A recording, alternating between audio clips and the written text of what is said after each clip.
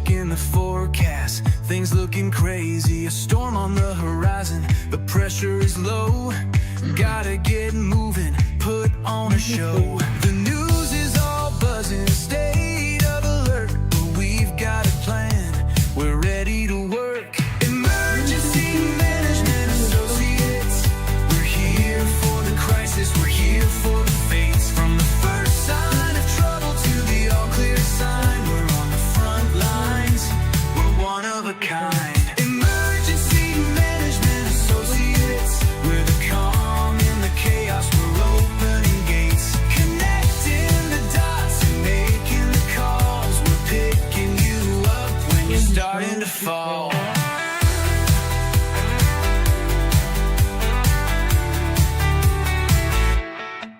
See a little fire or a rising flood, we're a well-oiled machine, we're running in the mud. From the city hall meetings to the rescue teams, turning worst case scenarios into hopeful dreams. We're training the people, we're stocking the gear, we're the team you can count on when trouble is near. Emergency Management Associates, we're here for the crisis, we're here for the fates. From the first sign of trouble to the all clear sign, we're on the front lines, We're one of a kind. Emergency Management Associates, we're the calm in the chaos, we're opening gates, connecting the dots and making the calls. We're picking you up when you're starting to fall. It's more than a job, it's a calling you see, prepared for the present and what's yet to be. Every second counts, we're ready to react for our communities. We're making an impact.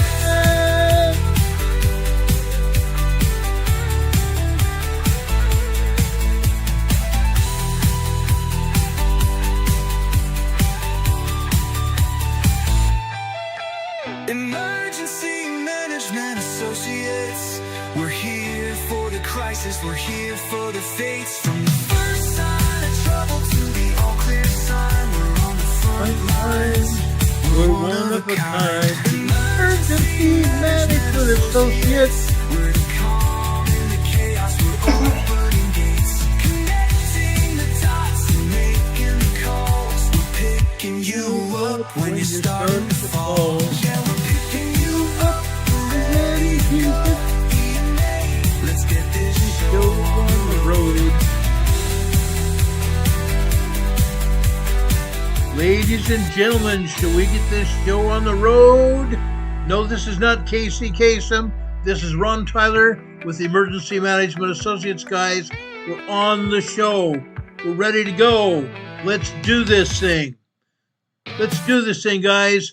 We're hoping you're having a wonderful Friday. We're here for you all day long. We're here for you 24/7, 7 days a week, 365 days each and every year. We're here for you when you start to fall. We're here for any crisis, no matter what it is. We're here for all of you. We want you to know that. Welcome to Friday, everyone. I declared it Friday. Actually, I declared the weekend at 12 noon today. How about that? Let's all declare it the weekend right now. It's the weekend. Yay! Let's do this. Let's do this. Hey, guys. First off, I want to talk about some earthquakes before we talk about preparedness here. We've had some earthquakes, okay? Regardless of what the USGS or the Pacific Northwest Seismic Network say, we're still having earthquakes over here in Cascadia. We're still having earthquakes over here at Mount Rainier. Look at this. This is that same seismogram that they keep showing us all week long that's had earthquakes. Yes, there's still a lot of activity at Mount Rainier. Don't let them tell you otherwise. There's still a lot of activity going on. It's not stopping. It's slowing down a little bit, but it is not stopping. This is St. Andrew's Rock on the west side of Mount Rainier. Look at what's going on here. We're still having tremors. And we're also still having minor earthquakes on the western side, the western flank of the Mount Rainier volcano. Not just that. Let me show you this.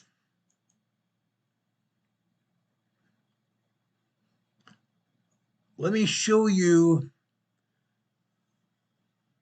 Let's see, where am I going here? I want to go to Camp Muir first. Okay, Camp Muir. Camp Muir is on the north side of the volcano. Okay, look what we've got here. They're only showing us one earthquake. One earthquake. They're not even showing us microquakes or tremors, nothing.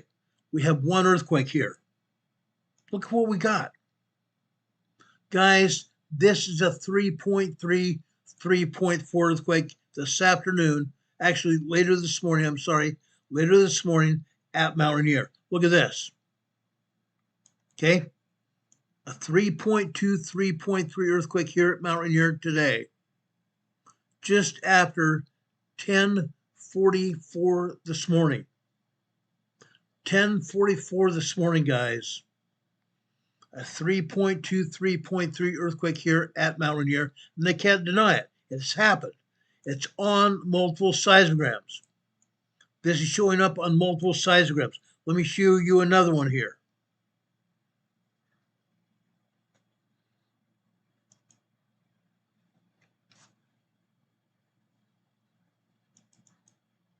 Look at this. Okay, this is Carbon River Ranger Station over on the northwest side of the volcano. Look at this. Everything's showing up here as well. Showing up here. Okay, what we're seeing here at Carbon River are also tremors, microquakes, and minor earthquakes. Okay, Mount Rainier is still moving. Let it not be said that we're not showing you everything going on. Okay, look at this. This is Camp Sherman. That 3.3 earthquake showed up here as well. Okay, now up at the top and down here at the bottom of this seismogram. Let's take a quick look at this. I'm going to enlarge it so you can truly see what I'm showing you. Okay, that black symbol there is called a magma churn signal. Magma churn signal. The magma churn signals appear when the magma is superheated. This magma is at 2,500 degrees Fahrenheit. That's super hot. Okay? The magma churn signal here can't be seen from the very bottom of the seismogram because it's cut off. However, we can go up here to the top. We can see the bottom of the seismogram right here. Let me enlarge this a little bit more. Look at this. Okay? The bottom of this seismogram comes down here almost to the second red line here. Okay? So we have two marks right there. Let's go back up here to the bottom. Okay? So we have two red lines or two additional lines here on this side, on this magma churn signal. So we go 2, 3, 4, 5, 6, 7, 8. 8 lines high. Again, the magma churn signals are typically 23 to 24 lines high, and this proves that the seismologists have turned down the effectiveness of this seismograph. They've turned down the electronics of this seismograph to only show us maybe 28 to 30% of real world. 28 to 30% of real world, which means this 3.3, maybe 3.5 earthquake is a lot larger. This is a lot larger earthquake.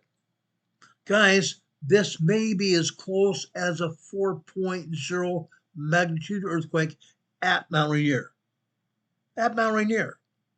This earthquake shows up on all the seismographs all around the mountain. Okay, so them saying that nothing's going on at Mount Rainier, really? A 4.0 earthquake happening at Mount Rainier today? Wow, that's news. That's news because they are not reporting it. This earthquake is not showing up on the USGS map. Not showing up on the USGS map. None of these earthquakes are showing up on the USGS map. That's because they don't want anybody to know what's going on. Okay? Not just that earthquake. Look over here on the left, on the red line here. This red line here is after after 10 a.m. here. Okay? Let me enlarge this a little bit more so you can see what I'm saying here. Just after 10:15, 10:15 is over on the left, this earthquake happened at about 10:19 a.m. this morning. This is a 3.1, 3.2 earthquake. Compare that to the 4.0 on the left-hand side. I'm sorry, on the right-hand side. We've had at least two good-sized earthquakes, a 3.2 to 4.0 earthquake here at Mount Rainier today. This morning, look at all these other earthquakes. We have tremors and we have minor earthquakes as well. Mount Rainier is alive and well. Mount Rainier is alive and well. It's still kicking. For them to say nothing's going on is a fallacy. It's a complete lie. Okay? So if you guys in the Pacific Northwest hear any more reports from the news media that is supposedly coming from the agencies, tell them they're full of beans. Tell them they're full of beans. Show all the seismographic activity. Show all the seismographic activity. This will prove that there is activity on the mountain. For them to say that the sensors were frozen is a fallacy. The sensors are in the ground. The sensors are not frozen, they're in the ground. Yes, the antennas showed ice on them, but that doesn't mean that those antennas can't still transmit signals. Okay? Incredible. Fire Horse is on our chat today. He's saying Seattle's no news media is on TV talking about it. Not surprising. Not surprising. Because yesterday they came out and debunked the news report coming out from English media, from the Daily Mail out of London. Okay? But we all know what's actually going on here. The Daily Mail was right. The Daily Mail was right, and they were spot on. But it doesn't mean what they're telling us is the truth. It's not. Never has been. Never, ever has been. They want to say something's happening or not happening. What the hell? But the fact of the matter is this. The politicians are telling the agencies not to tell anybody what's happening. That's what's really happening. The politicians are telling the agencies, don't talk about it. If somebody talks about it, tell them it's full of crap. They can make up whatever stories they want. Doesn't mean it's true. Okay? Cassandra Goss says, where is everybody? Usually we have 29 people watching our channel right now, and we only maybe have 15 or 20 people here in the chat. We usually have a lot more people here in the chat as well. Unreal.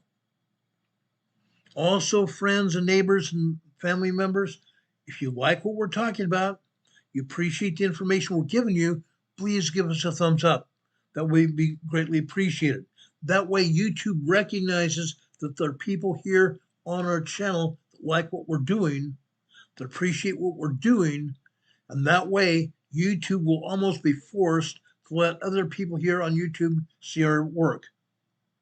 Okay? Otherwise, YouTube keeps suppressing this channel and nobody gets the information.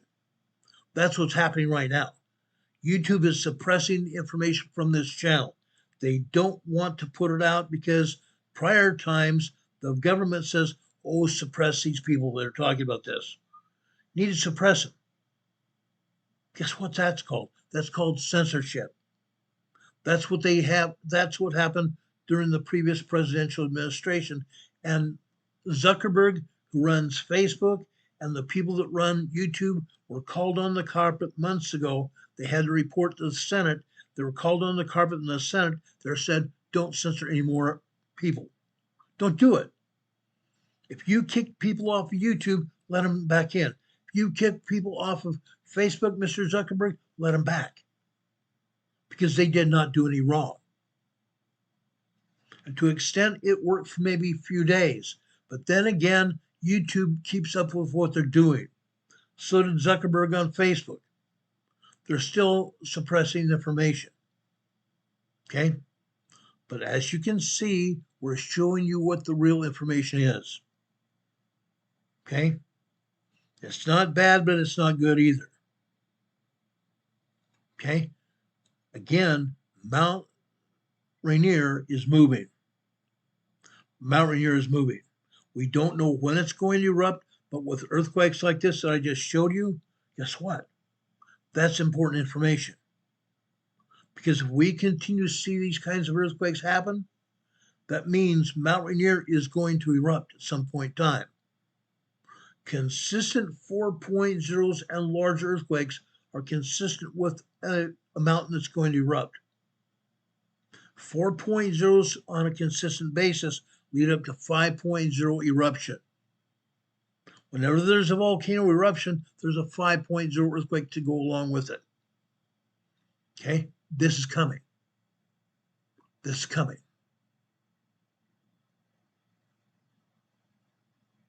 Firehorse said he found me on Mr. MMBB on YouTube and also Facebook.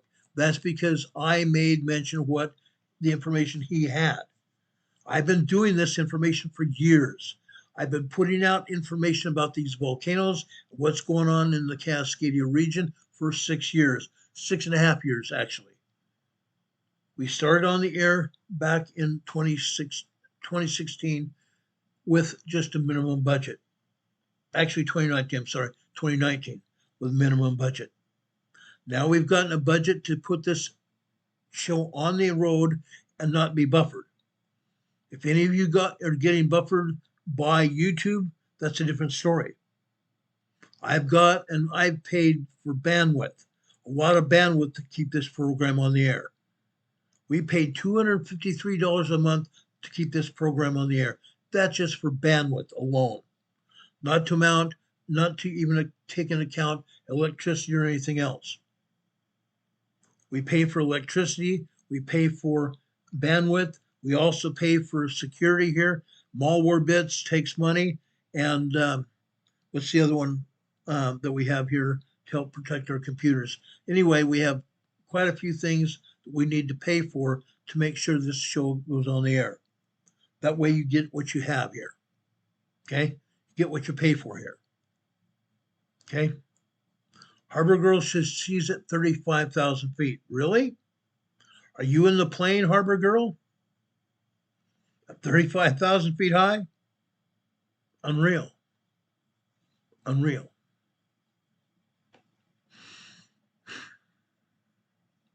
Now, surgery is one of my best friends in northern Utah. I believe he's over near Logan, Utah now, but he's asking if anybody has pictures of the current bulge on the northwestern side of Mount Rainier. Years ago, there was a big bulge there. We had one of our EMA family members that used to report from Mount Rainier almost on a daily basis here on the chat. She's no longer here for some reason. During the last 3 or 4 years, she's disappeared. She lived on Mount Rainier itself. She was helping skiers. She was helping hikers go up Mount Rainier. We have not heard hide nor hair from her since. She first told us about the bulge on Mount Rainier.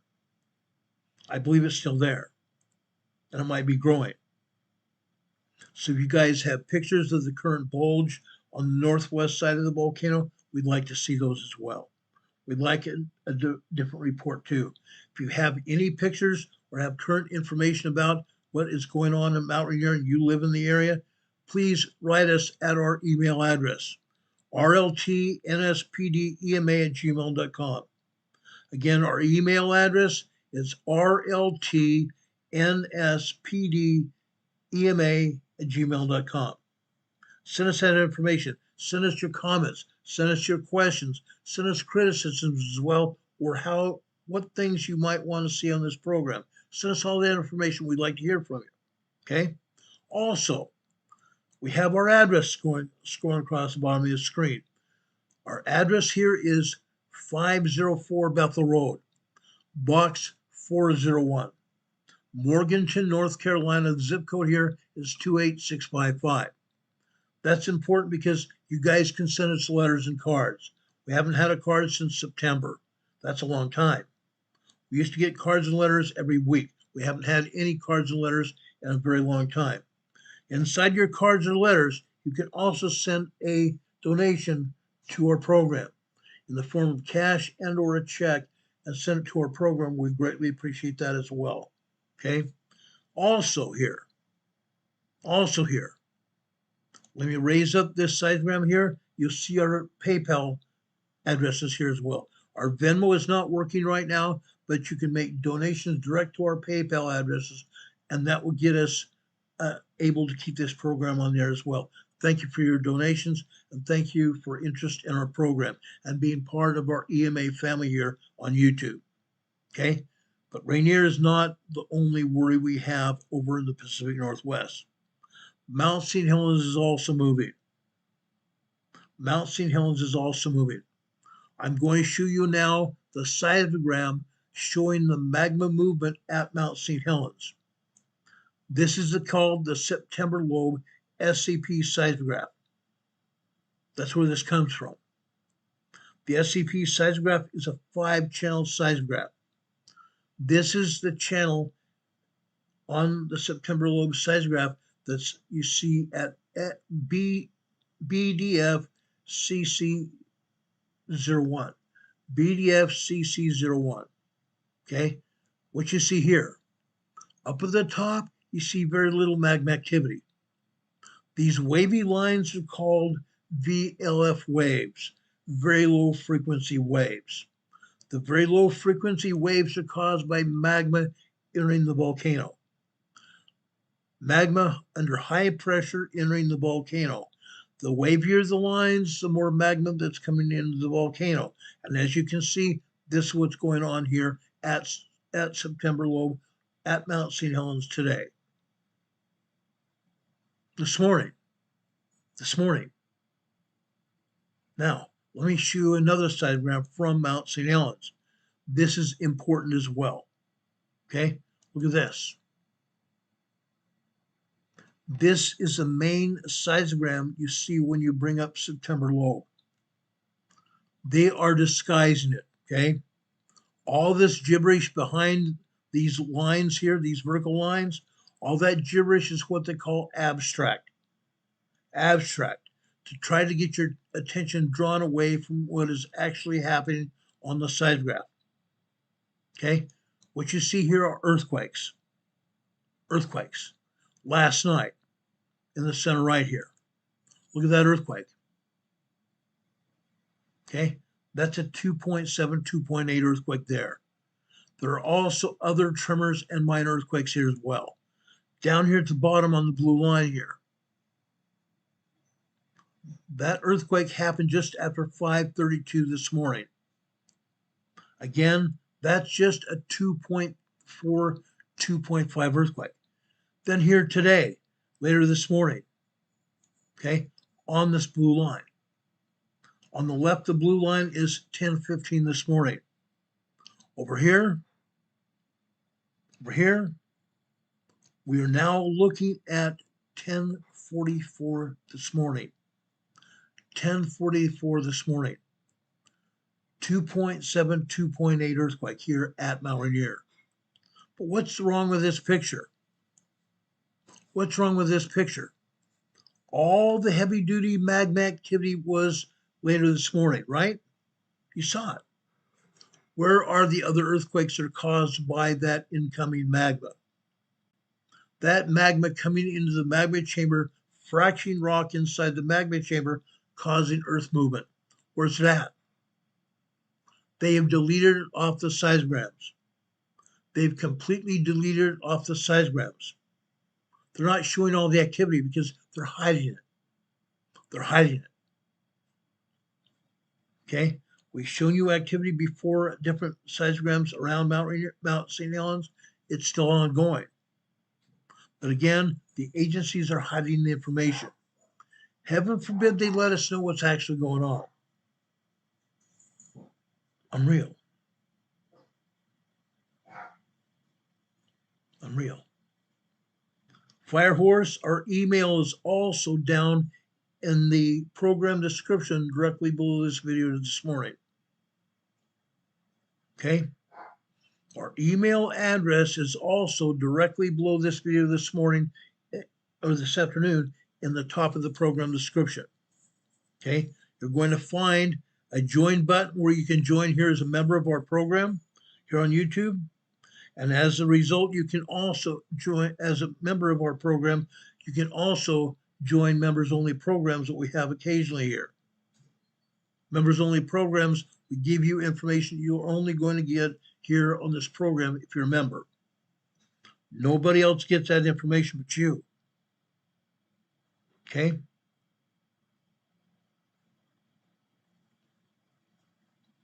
But again, Mount Rainier and Mount St. Helens are showing signs of a possible eruption.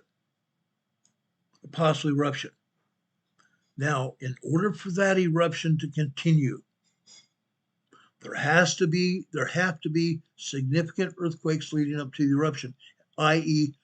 4.0, 4.5, 5.0 earthquakes on a consistent basis.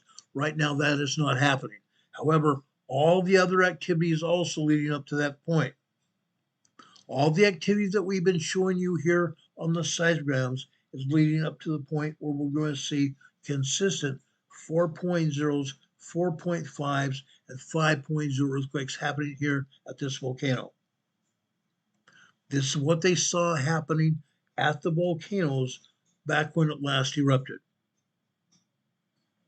Of course, Mount Rainier has not erupted for hundreds of years. But I'm telling you, everything that we're showing you here at Mount Rainier has happened at the other volcanoes that have erupted already. Okay? That's what's happening here in the Pacific Northwest. Last night on our program, we talked about earthquakes in Southern California. Over 900 earthquakes a day happen in Southern California every day, without fail. Happens all the time. Southern California is moving to a great extent. Yes, there is going to be a major earthquake in Southern California coming. It's probably going to happen on the southern part of the San Andreas Fault, but the San Andreas Fault over in Northern California is very active. Very, very active. The Cascadia subduction zone over off the coast of Washington and Oregon is also very active. We are expecting to possibly have a 9.0, 10.0 earthquake off the coast of Washington, Vancouver Island area within the next 5 years. Why do we say that? Because, folks, on a consistent weekly basis, we show you all the earthquakes, not just at the volcanoes, but up and down the entire coastline. Those earthquakes indicate movement of the plates, movement of the earthquake faults in the area. USGS is not showing it on their maps. USGS is absolutely not showing it on their maps anywhere. Why? Because again, the politicians are telling the agencies not to talk about it. Why? It's simple mathematics. Okay? If people are not aware of what's actually going on, nobody's going to do anything. Nobody's going to prepare for what might happen. Nobody's going to even think of moving away from the area. If people actually know what's going on, what are they going to do? They're going to pick up their families and move away from the coastline. Up and down the entire western coastline, there are signs called tsunami inundation zone. They say tsunami inundation zone, meaning an earthquake can happen, and the result of that earthquake will be a tsunami. Okay? Billionaires have bought property up and down the coastline. They built houses, they built condominiums, they built shops, they built police stations on the coastline. They don't want people moving away because that would reduce that would reduce property values. Property values are going to plummet when that happens. But why are they telling the USBS and the Pacific Northwest network not to talk about it? Because again, if people hear that, they're not going to want to live there. What happens? If people don't want to live there, they're going to move away. They're going to move away. The shops, the stores that are all along that area, they're going to have to close. If people are not living there and the shops close, guess what? Who's paying taxes? Nobody. Who's going to keep the lights on in the city and county buildings? Nobody. Who's going to keep the traffic lights and the street lights on as well? Nobody. That's why the politicians are telling the agencies, oh, don't talk about it. Don't talk about it. The only way you are going to hear about what's going on is when the earthquake is just about to happen or it's already happened. By then, it's way too late. People can't do anything. People aren't going to be able to go anywhere or do anything. Why? Because the streets are going to be destroyed by the quake. Not just the streets. Let's talk about houses. Let's talk about buildings. Major buildings all over Seattle, Tacoma area, Portland area are going to be destroyed. What isn't destroyed by the earthquake will be destroyed when the tsunami comes in. They're expecting at least a 50-foot to 150-foot tsunami after the Cascade earthquake. That's going to happen. It's happened before. It's going to happen again. But again, the agency doesn't want anybody to know. Oh, be quiet. Don't talk about it. Don't talk about it. Surrey says he thinks that the death toll will be staggering. I agree, it will be. But again, if you look at all the data that the USGS has put out, they want everybody to believe that nothing's going to happen. They're saying, oh, only 1,700 people are going to be killed. Only? Only? That's staggering, guys. I believe it's going to be a lot larger than that. I believe the unalive total will be a lot larger than that, and the injury total will be totally staggering, way out of line. It's going to happen. It will happen. Firehorse says their wells are cooked. I'm poor, I can't leave. I live with a bunch of sheep that I never wear their tinfoil hats. Yeah. You are surrounded by those tinfoil hats all over Seattle, Tacoma area and Portland. That's been happening for years now. Those idiot sheep don't even have a clue. They're out there carrying signs made by George Soros, protesting the administration, protesting anything they want to protest, throwing firebombs, Molotov cocktails, destroying Seattle, putting people out of business because they don't want to take responsibility for anything.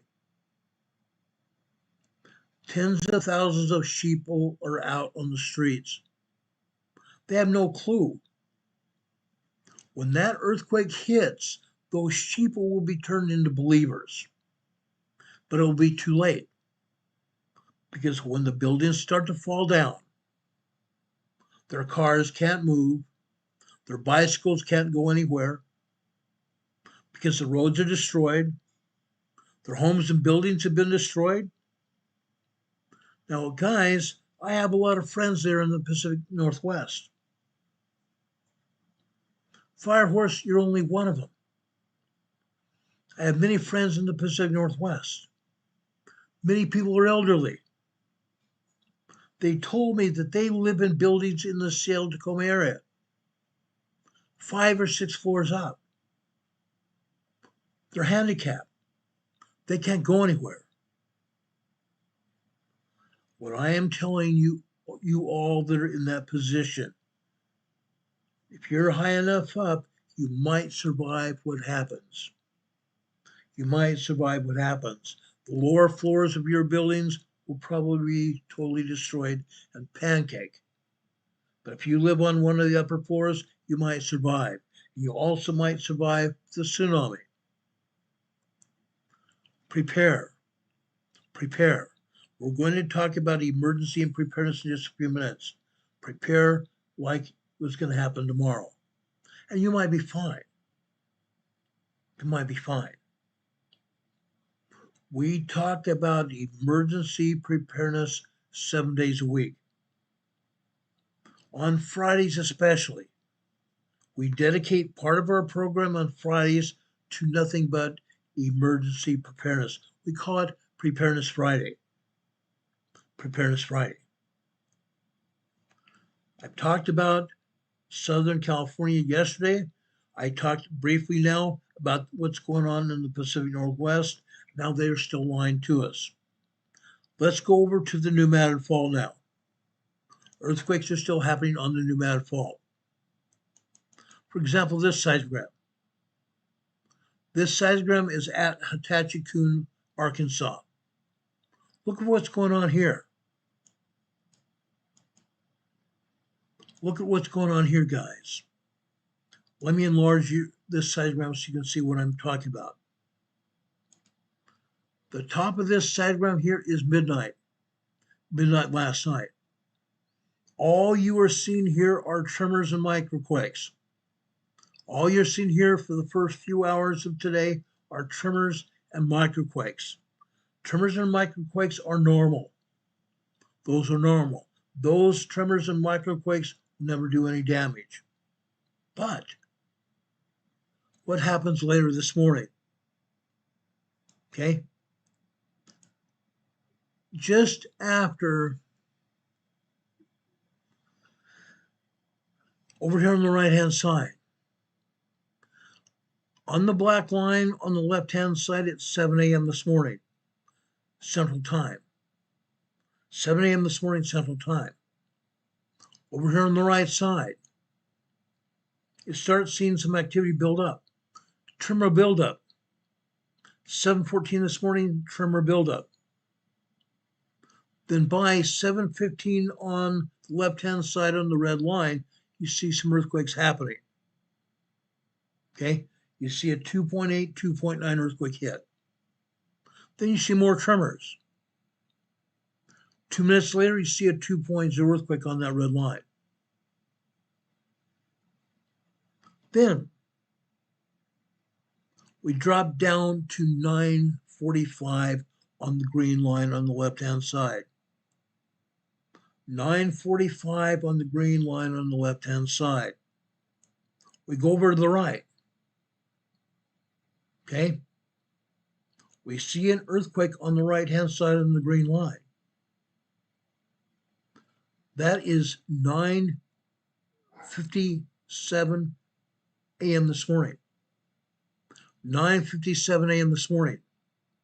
Starts off with tremors at 9:56. By 9:57, we've had a 2.8, 2.9. And at 9:57, we have a 3.0 small earthquake. Small earthquakes can be felt. Tremors and minor earthquakes and microquakes cannot be felt, but a 3.0 can be felt. Hetachikun, Arkansas got woken up at least by this earthquake this morning. 9:57 a.m., a 3.0 earthquake today. But it didn't stop. On the left-hand side at 10 o'clock on the black line, we move over 4 minutes to the right. Then we have another 2.8, 2.9 earthquake again. So already we've had some minor earthquakes. We've had a 3.0 small earthquake, and now we've had a minor earthquake again. Okay? Then we move over to the blue line on the right-hand side. This is 11:44 this morning. 11:44 this morning. This, folks, is a 2.5, 2.6 minor earthquake. On the green line on the left-hand side is 11:45, and over all the way to the right, all we have are tremors here. Patachakun, Arkansas. That's this morning. Patachakun, Arkansas this afternoon. Look at this. The red line on the left-hand side is 12:15 this afternoon. Move over to the right side here. We go over at 12:16 p.m. this afternoon. All of a sudden, guys, we have a 3.2 earthquake. 3.2 earthquake here in Patachakun, Arkansas. Then we move down to the green line. The green line on the left-hand side is 12:45. We move over 1, 2, 3, 4, 5, 6 minutes later. That's 12:51 p.m. this afternoon. This earthquake is a 3.1 earthquake. That's a 3.1 earthquake.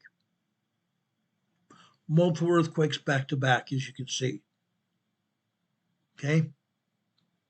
The next good sized earthquake we have is down here after 2:30 on the blue line. 2:31, 2:32 this afternoon. We have a buildup of tremors. Then we have another 3.0 earthquake. And after that, more tremors. So Patachakun today has gotten some minor earthquakes and a couple small earthquakes today. Okay. Let's move over to Marktree, Arkansas. Right next to the New Madrid Fault. Right next to the New Madrid Fault. Guys, we're having a lot of earthquake activity here. Lots and lots of earthquakes here. Look at this. Look at this. This normal for Marktree, Arkansas. This kind of activity has been happening here for years now. 2 years now. 2 years. In the past 2 years, seismic activities build up to 3.0, 3.5 activity here on the New Madrid Fault. As I said earlier this year, with all this activity, and I haven't shown you all of it, with all the activity that's building up here on the New Madrid Fault, we may very well see within the next 2 years a major earthquake happening here on the New Madrid Fault. It's very possible. Okay? When I started this program 6 years ago, people were asking me, what's going on with the New Madrid Fault? I said nothing. I said nothing. Why? Because I looked at it. I looked at all the activity. I looked at all the activity up and down the fault line.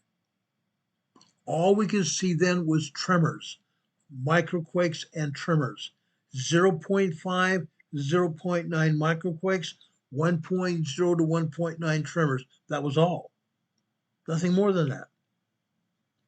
In the past 2 years, we've gone from tremors to minor earthquakes and all the way up to 3.0, 3.5 earthquakes here on the New Madrid Fault.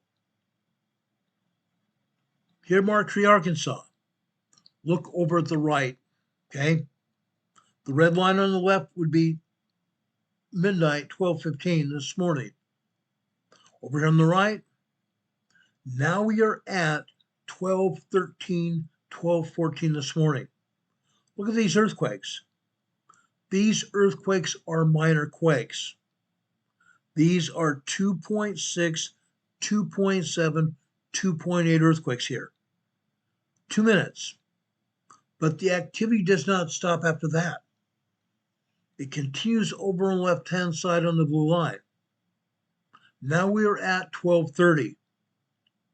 Already we've had over 2.5 minutes of activity.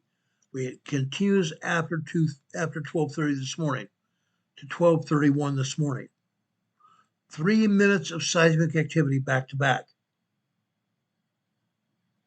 Minor earthquakes, for the most part, can't be felt except for very sensitive people. There is no damage to be had with minor earthquakes.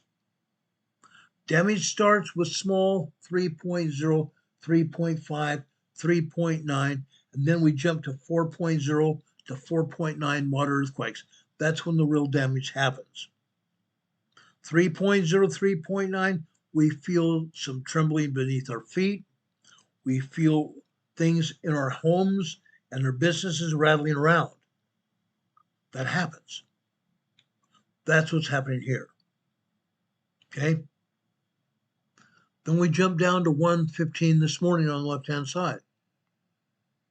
We go over here to approximately 1:24 this morning. 1:24 this morning on the red line. Again, we're seeing 2.3, 2.4, up to 2.6, 2.7 earthquakes, minor earthquakes. Again, this sequence of earthquakes starts off with tremors. It goes up to earthquakes, to minor earthquakes, up to 4 minutes. On the other side of the earthquake, on the right-hand side, you can see activity after that. Tremor activity. This activity after the main quake hits, after the primary waves finish, the activity out to the right of that are called secondary waves. Secondary waves. If there is a very long distance wave, meaning 1 or 2 minutes secondary wave, that means the earthquake was a lot larger than it's showing, meaning the seismograph was turned down. The seismograph was turned down, not showing us the exact veracity of that earthquake, not showing us the exact strength of that earthquake. Okay? Here we're seeing minor earthquakes here. Then we jump down to 1, 2, 3, 4 a.m. this morning. 4 a.m. this morning, we're seeing some tremors building up. 1 minute, 2 minutes tremor buildup. All of a sudden, we see some minor 2.0, 2.3, 2.4 earthquakes.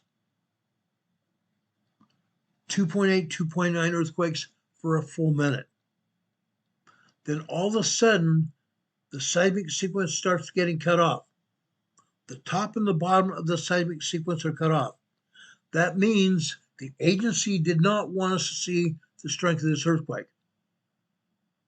They did not want us to see the full strength of this earthquake. They cut the main primary waves off.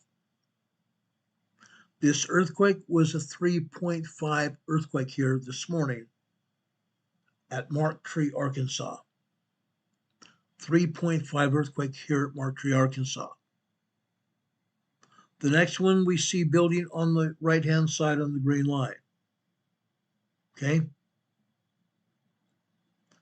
That is 5:55 this morning, or 5:59 this morning. Tremors building up.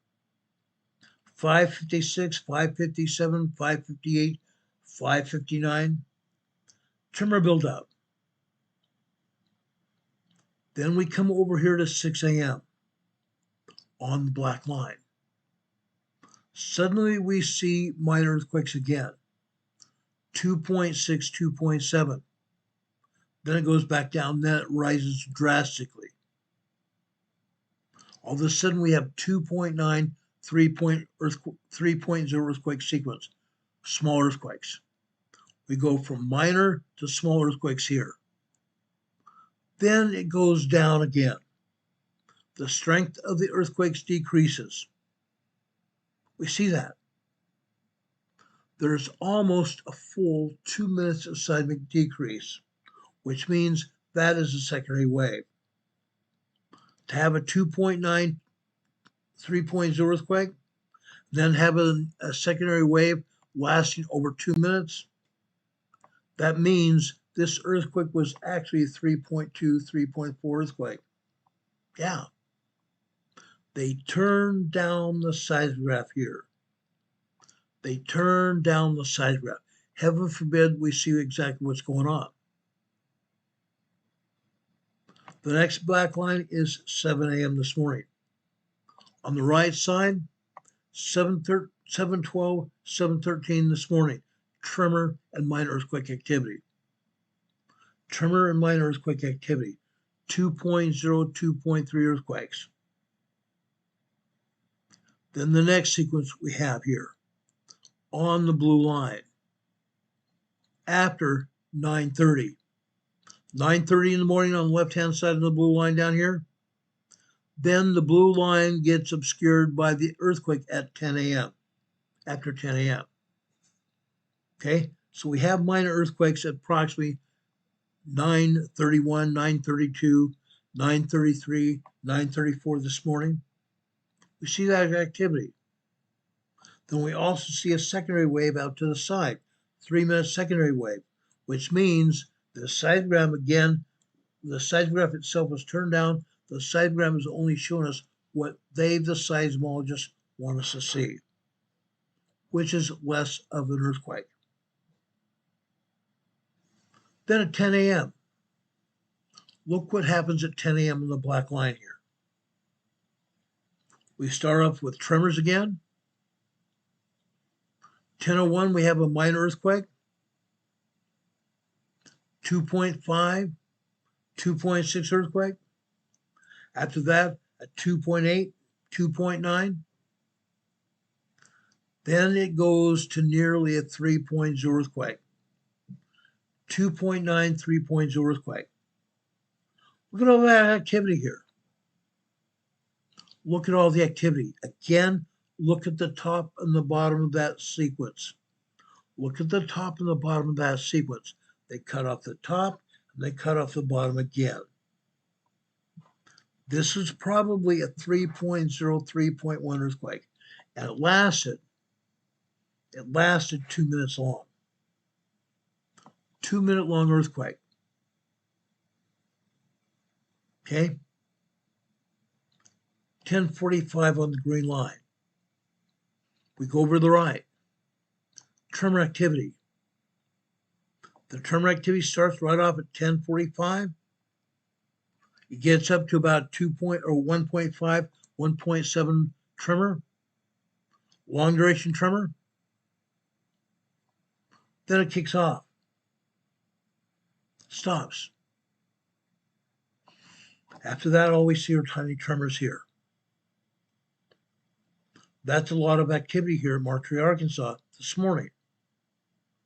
What happened at Marjorie this afternoon? Let's take a look at it. Look at this, guys.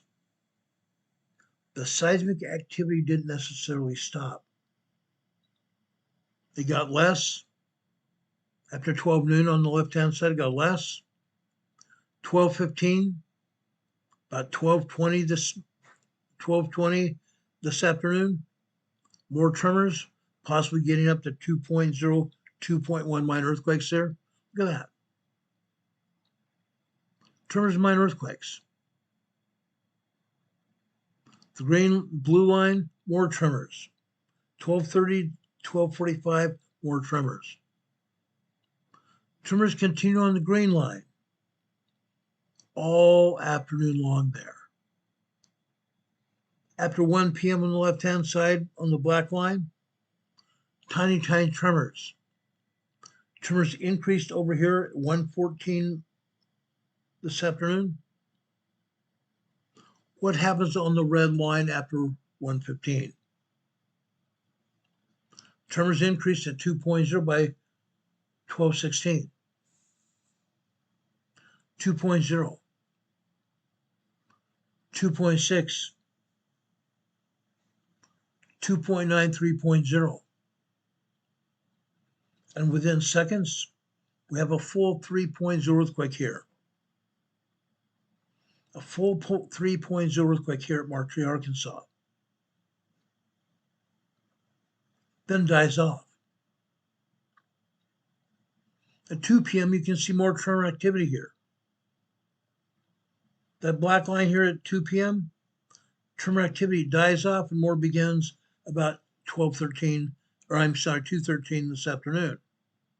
And that lasts for another 2 minutes. Tiny tremors go on after 2:30 on the blue line. That's when I pulled the seismic off.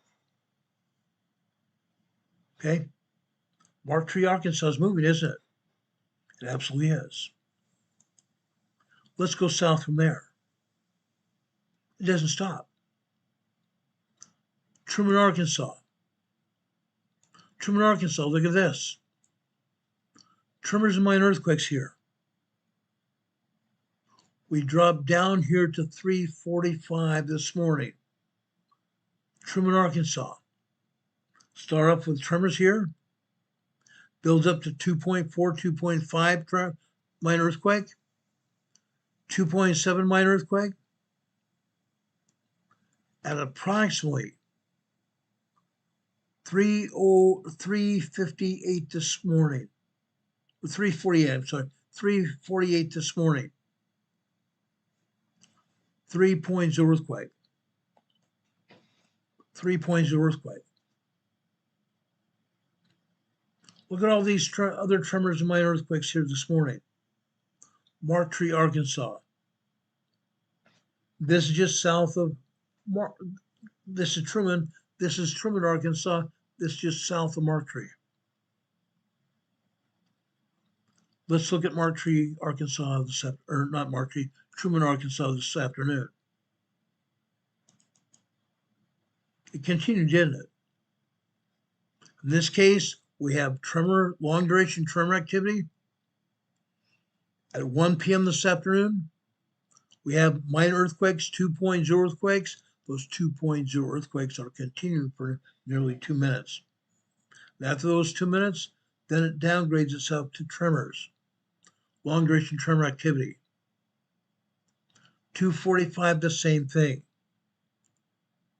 Over on the right-hand side, after 2:15 this morning, this afternoon, 2:15 this afternoon, over on the right-hand side.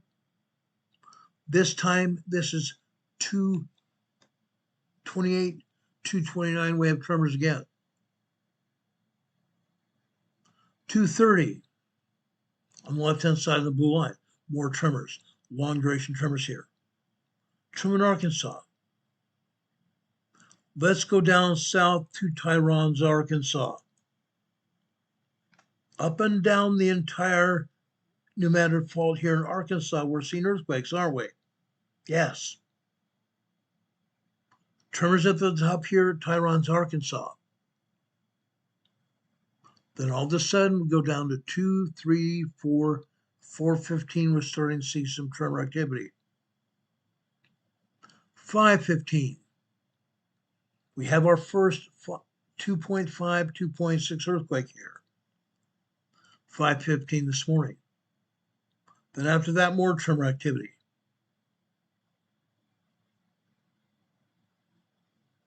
8 o'clock this morning. We go over 1, 2, 3, 4, 5, 6, 8:06 this morning. 2.9, 3.0 earthquake here. Tyrone, Arkansas. Small earthquake. 9:04. 9:04. 2.5, 2.7 minor earthquake. Minor earthquakes can't be felt. The 3.0s can be felt, but the minor earthquakes can't be felt. Look at this. Let's drop off on the minor earthquakes and tremors here. Let's go down here to 11 a.m. this morning. We go over here to 11:06 this morning on the black line. 2.9, 3.0 earthquake here. 2.9, 3.0 earthquake here in Tyrone, Arkansas. So we have tremors, we have minor earthquakes, and we also have 3.0 earthquakes here as well, small earthquakes. Okay? 2 years ago, we weren't seeing this. We had no minor earthquakes and no tremors. The minor tremors started building up 2 years ago. The minor tremors started building up 2 years ago. They build up to minor earthquakes after that. We were not seeing 3.0s. We're not seeing 3.5s. We're definitely not seeing 4.0 moderate earthquakes here on the Nevada Fault. And that's what we're seeing today. That's what we're seeing today. Tyronza, Arkansas this afternoon. Look at this. Here, 2:30 this afternoon on the left-hand side. Come over to the right, 1, 2, 3, 4, 5, 6, 7. 2:37 this afternoon. 3.0 earthquake. 2:38. Another 3.0, 3.1 earthquake. Small earthquakes here at Tyronza, Arkansas. Tremors, minor earthquakes, and small earthquakes here at Tyronza, Arkansas as well. Fabulous. This is directly on the side, the west side of the New Madrid Fault. This is ongoing. It's ongoing. It doesn't stop. Let's go over to Central Arkansas. Let's take a look at what's happening in Central Arkansas.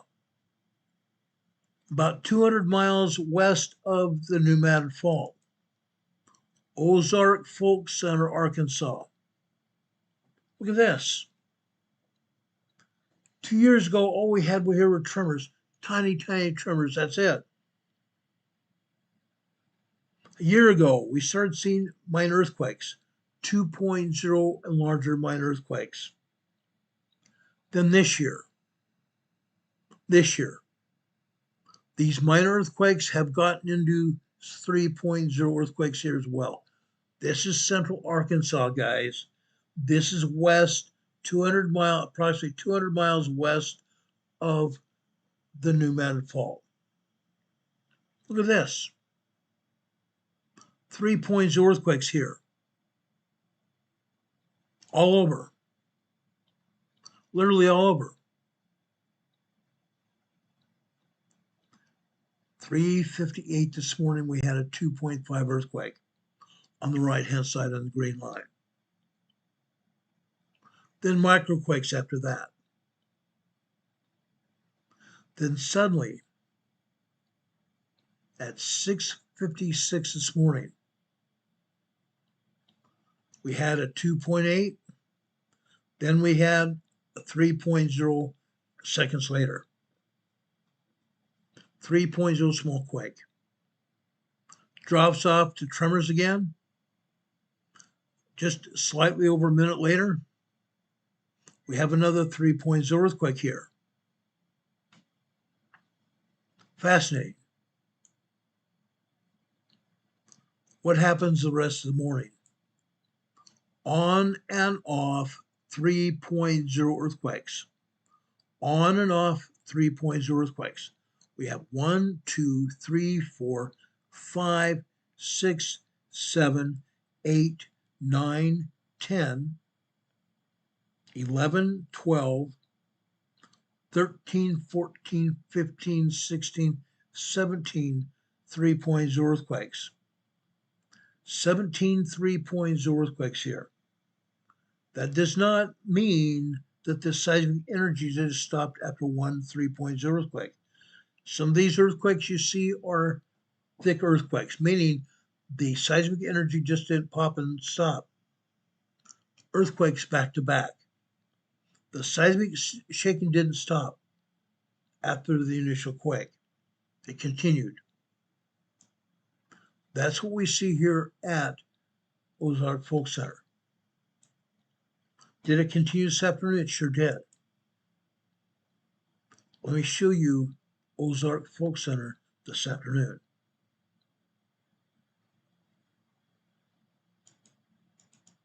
Look at this. It surely continued.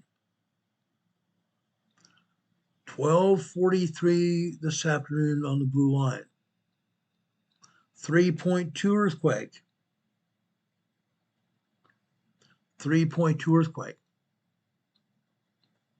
102 this afternoon, 3.3 earthquake. 3.3 small earthquake. We go across here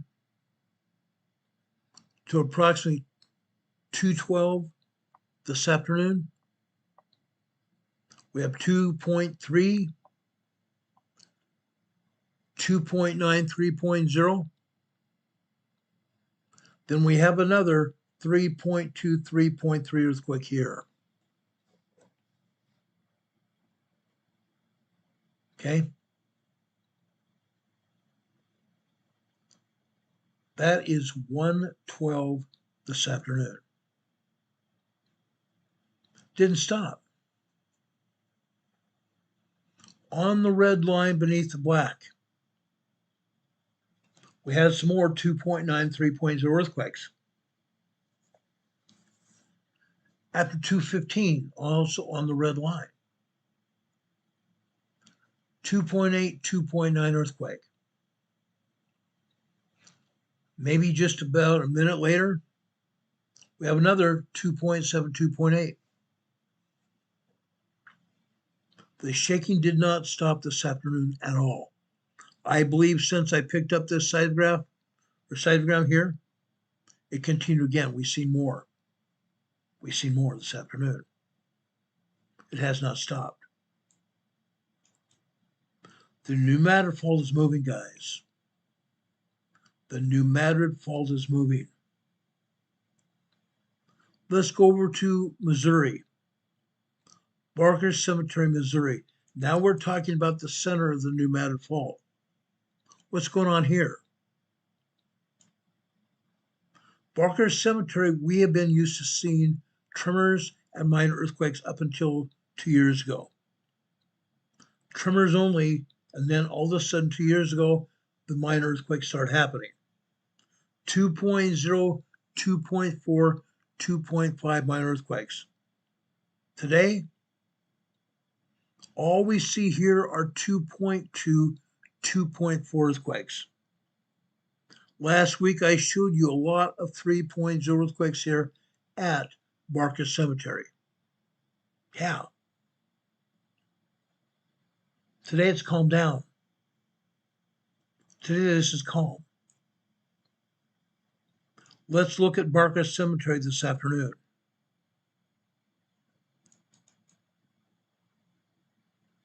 This afternoon, the seismic activity picked up a little bit.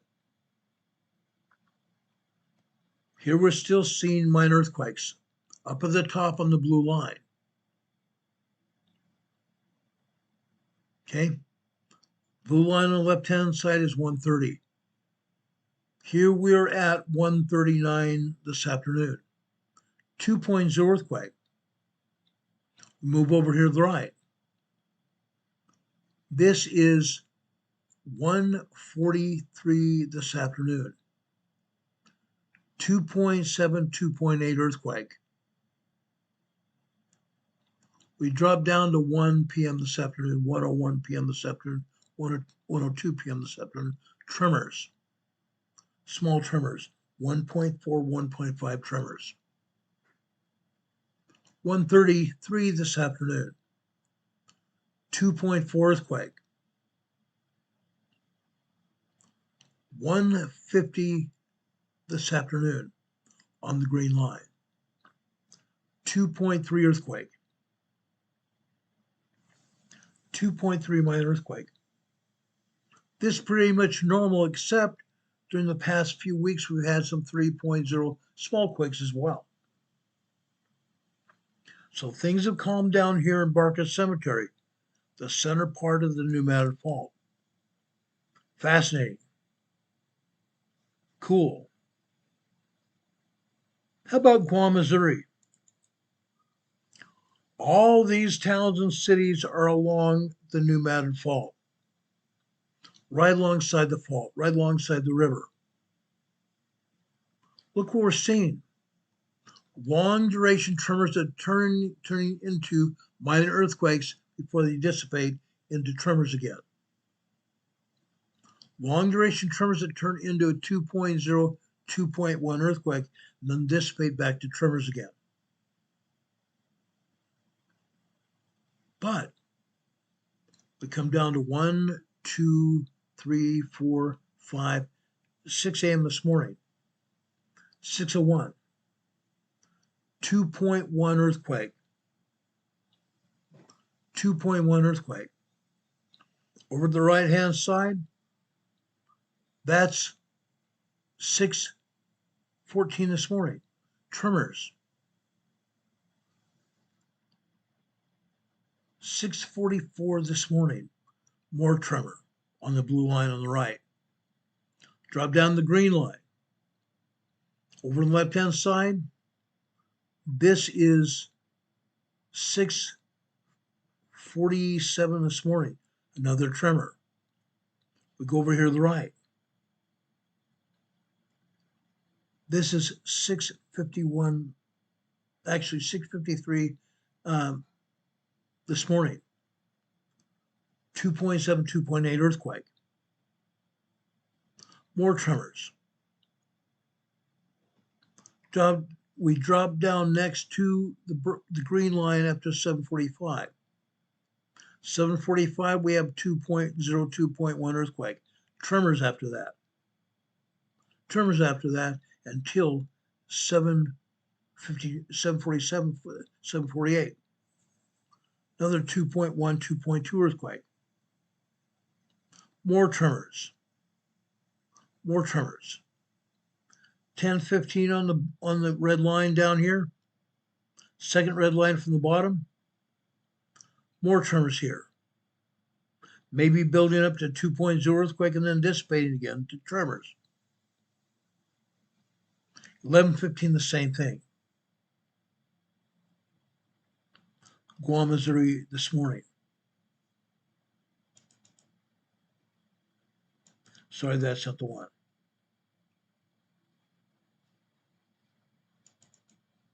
Guam, Missouri this afternoon. Same thing. Tremors building up to possibly 2.0 minor earthquake, then dropping back down to tremors again.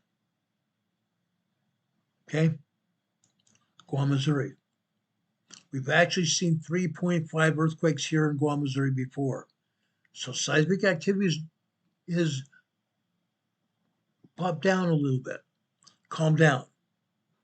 Calm down a little bit. Maybe, but not all the fault is doing the same thing.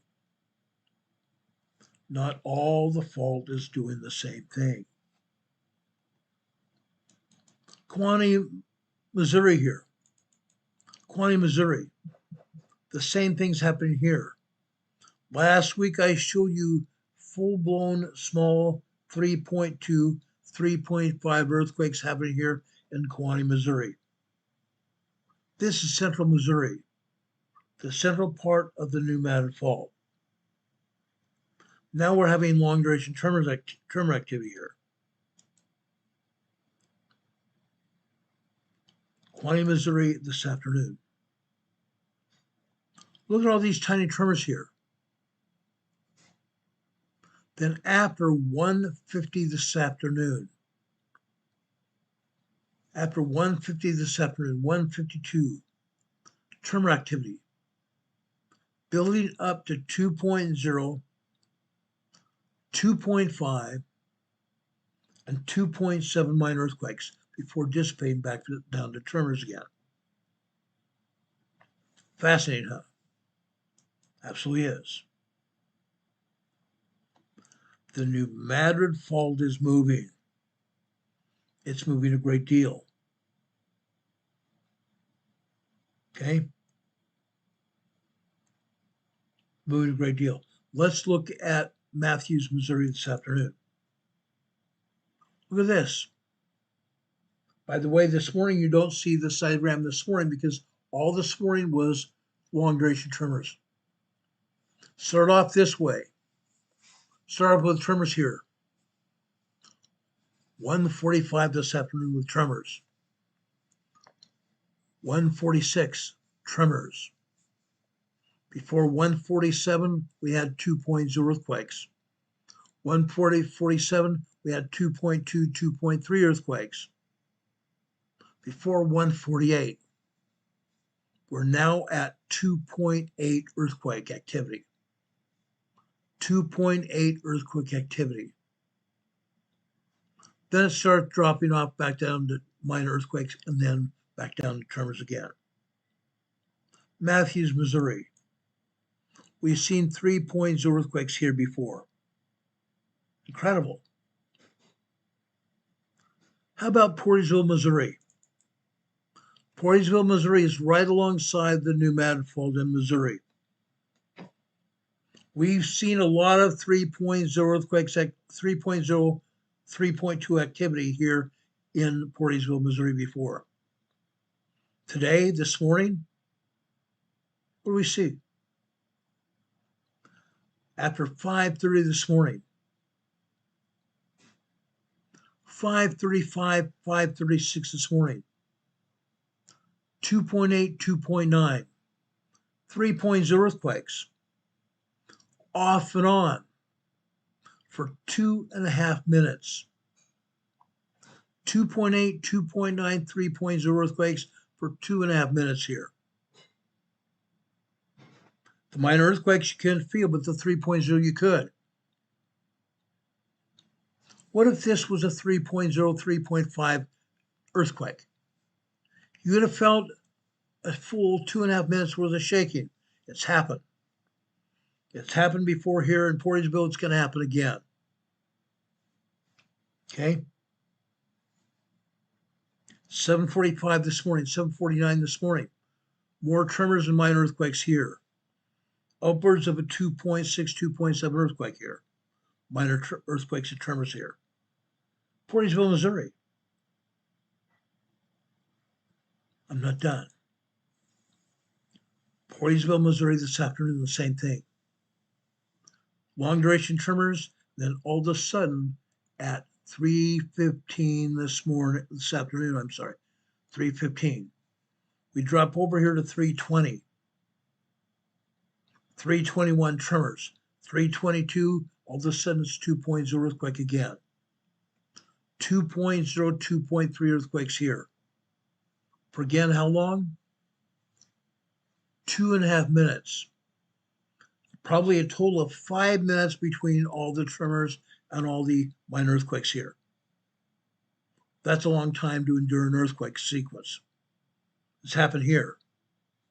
Like I said, Portersville, Missouri has had upwards of 3.0, 3.5 earthquakes lasting upwards of 3 to 4 minutes. 3 to 4 minutes of earthquake activity. Things have calmed down here on the new Madrid Fault, which we can be grateful for. We should be very grateful this has happened. But it's not over. Let's go north up the new Madrid Fault to Decatur, Illinois. Look what happened today in Decatur, Illinois. The top black line here is 12 midnight. Multiple minor earthquakes here after 12 midnight, and a lot of tremor activity as well. We have tremor and minor earthquakes happening literally all morning long. Then we jump down to 1, 2, 3, 4, 5, 6. 6 a.m. this morning, 6:15 this morning. We have tremors and minor and small earthquakes here.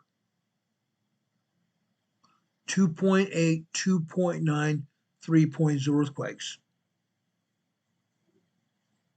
Then, let me enlarge this so you can see what I'm seeing, what I'm showing you here. Look at this. Look at 6 a.m. this morning on the black line. 6:15 on the red line beneath that. Minor earthquakes. Then we jump down to 7:30 on the blue line. All of a sudden, about 7:35, 7:36, we're seeing 3.0 earthquakes. Decatur, Illinois. Guys, this is a marked increase in the increase of seismic activity here in Illinois. We haven't seen this before. This is the first, which means the size of the earthquakes in Illinois have increased now. They've gone from tremors and minor earthquakes today until we see 3.0 earthquakes consistently here. Consistently, off and on, all morning long. Look at the bottom line here. In fact, look at the blue line on the right-hand side at the bottom. That's 11:44 this morning. Actually, 11:43. 3.2, 3.3 earthquake. 11:43 this morning. 11:43 this morning. Over on the left-hand side on the green line is 11:45. Here we are seeing some tremors and also minor earthquakes, but at 11:50 a.m. this morning, 3.3 earthquake again. 3.3 small earthquake here again. I kid you not. Seismic events here in Illinois have increased. The size of the earthquakes and the number of earthquakes here in Illinois have increased substantially. I checked all the other cities going north here in Illinois, and it didn't happen there. Only here in Decatur. Only here in the Decatur area, southern Illinois. We've seen earthquakes in Stronghurst, Illinois before. Stronghurst, Illinois is going north. We've seen it before. Today in Stronghurst, it was just barely tremors. That's all. But here we're seeing tremors, we're seeing minor earthquakes, and we're also seeing 3.0 and 3.3 earthquake activity. Seismic events here in Decatur, Illinois have increased substantially.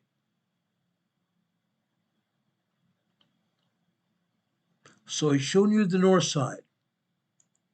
Let's go down south to Louisiana. Let's go down south to Louisiana. I'm going to show you Decatur, or not Decatur, DeRidder, Louisiana. DeRidder, Louisiana this morning. Up at the top here, again, we're talking midnight. Microquakes and 1.0 tremors. All day long. All morning long, we see tremors here. 2 or 3 weeks ago, we had a couple 3.0 earthquakes. 2 or 3 weeks ago, we had a couple 3.0 earthquakes for the first time. This is southern Louisiana, guys. This is a southern part of the New Madrid Fault. It's happening. It's happening. DeRidder, Louisiana this afternoon, the same thing here. Tremor activity. The only thing different is over here after 1:48 this afternoon on the green line. That might be a 2.0, 2.1 earthquake. That could be a 2.0, 2.1 earthquake here. All the rest of this is all tremor activity. So overall here on the New Madrid Fault, we've seen a decrease in seismic activity. A decrease in seismic activity except in Decatur, Illinois. There it increased. Now, for those of you that have been with me a long time, I've also showed you Evansville, Indiana in the past. 2 months ago, USGS and the Seismic Agency out of Southern Indiana University in Evansville turned off the seismograph at Evansville University. They turned it off. It's no longer reporting. Prior to that turnoff, we saw tremors and minor earthquakes in Evansville, Indiana. The entire new manifold is moving, guys. The entire new manifold is moving. It's not stopped. It's moving. Briefly, let's go over to the East Coast. Let's go over here to the East Coast. This is Savannah, Georgia. Savannah, Georgia.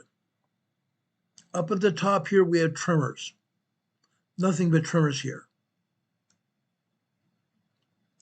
Even after 6 a.m. this morning on the black line here, tremors.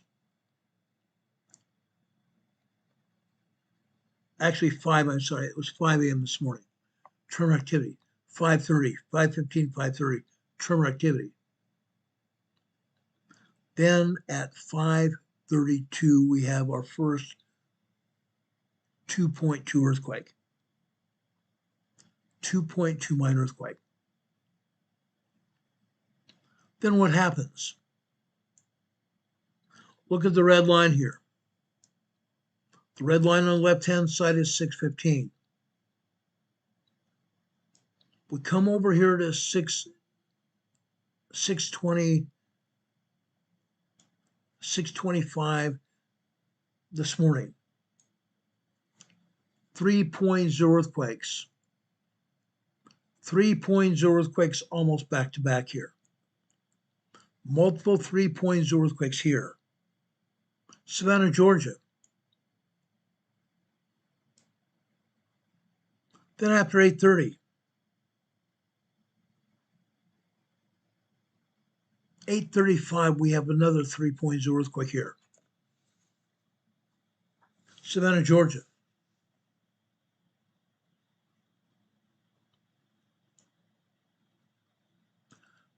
(9:57 a.m. this morning on the green line here.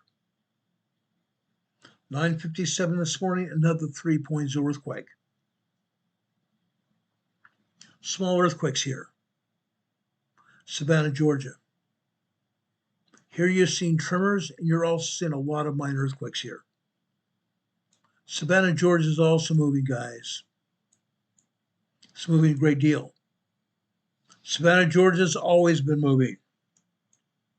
It's always been moving. Savannah, Georgia, this happened the same thing. Tremors, minor earthquakes, and then, yes, after 12, I want to say, what is it? 12:12 this afternoon. Actually, no, I'm sorry. 12:26 this afternoon. 12:26 this afternoon on the red line. 3.3 earthquake. 3.3 earthquake here in Savannah, Georgia. So we've seen tremors, we've seen minor earthquakes, and we're seeing multiple 3.0, 3.3 now earthquakes. Savannah, Georgia, on the East Coast. On the East Coast. What's going on? What's going on? Let me show you what's going on. Let's take down this earthquake diagram. I want to show you what's actually going on. What is causing all these earthquakes? Can anybody tell me what's going on with everybody that's been here with me for the past 6.5 years? What's going on here? Why are we having earthquakes on the East Coast? Can anybody tell me? Why are we seeing earthquakes on the East Coast of the United States?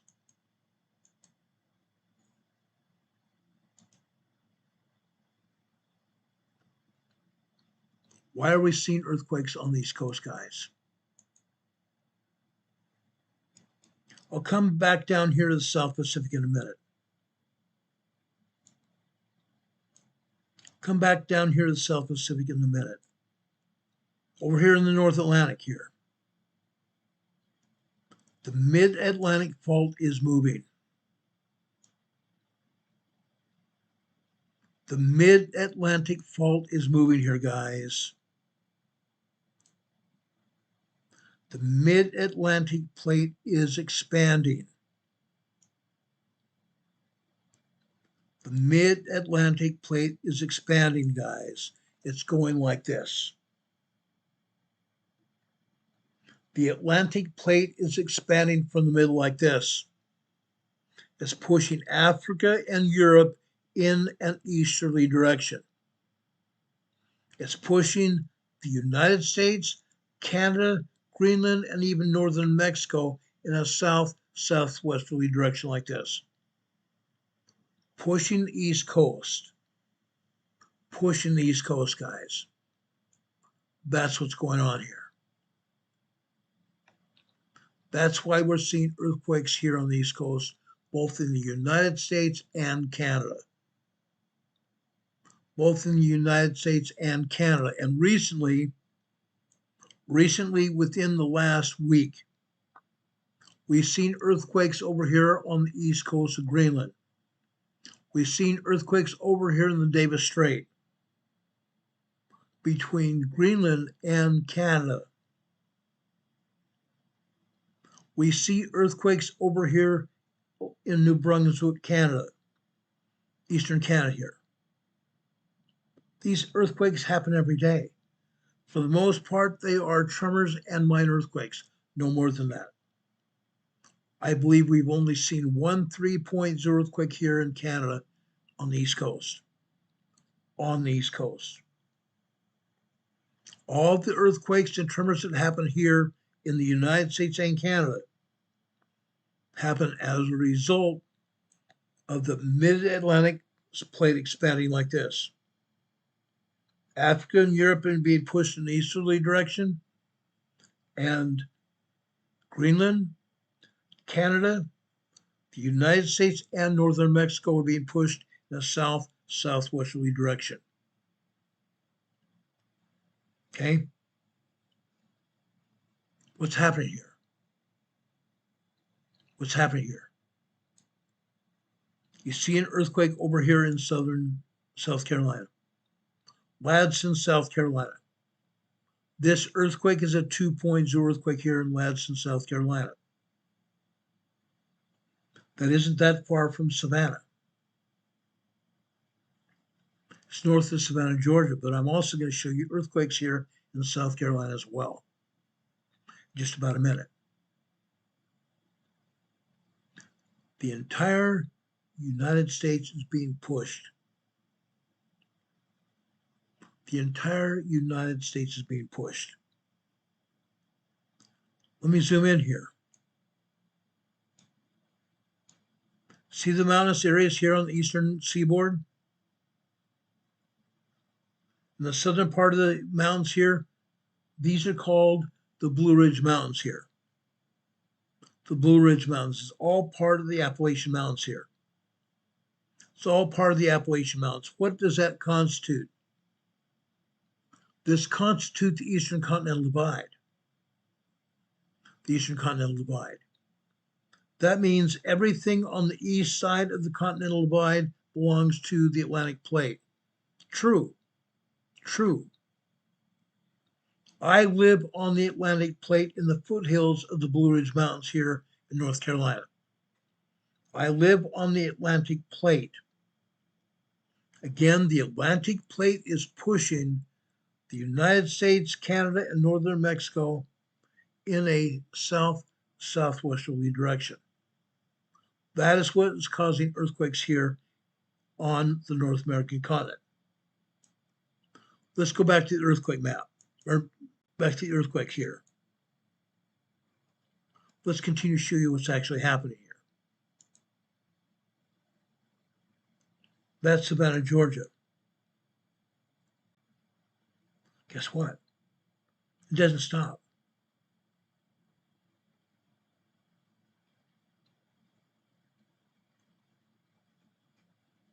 Let's go over here to South Carolina. Scranton, South Carolina. Look at this. Tremor activity. Nothing more than tremor activity, but the center of the morning, the middle of the morning here, 5, 6 o'clock in the morning, the tremor activity increases here. Prior to that, all we have are microquakes and 1.0 tremors.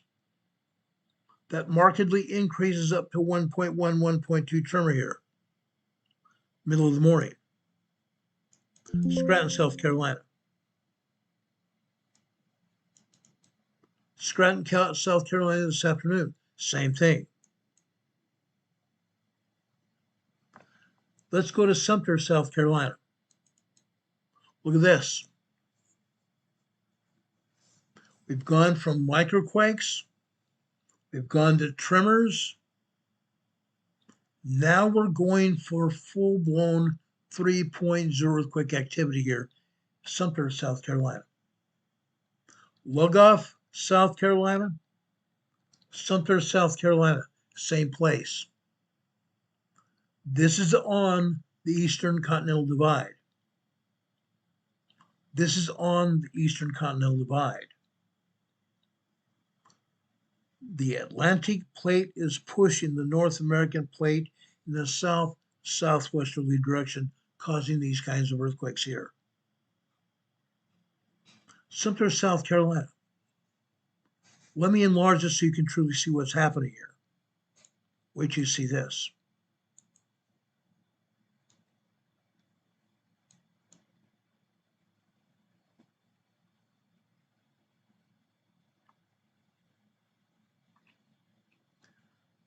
On the black line after 8 o'clock this morning. 8:01 this morning, a 3.2 earthquake. 3.2 small earthquake. Unreal, huh? It really is.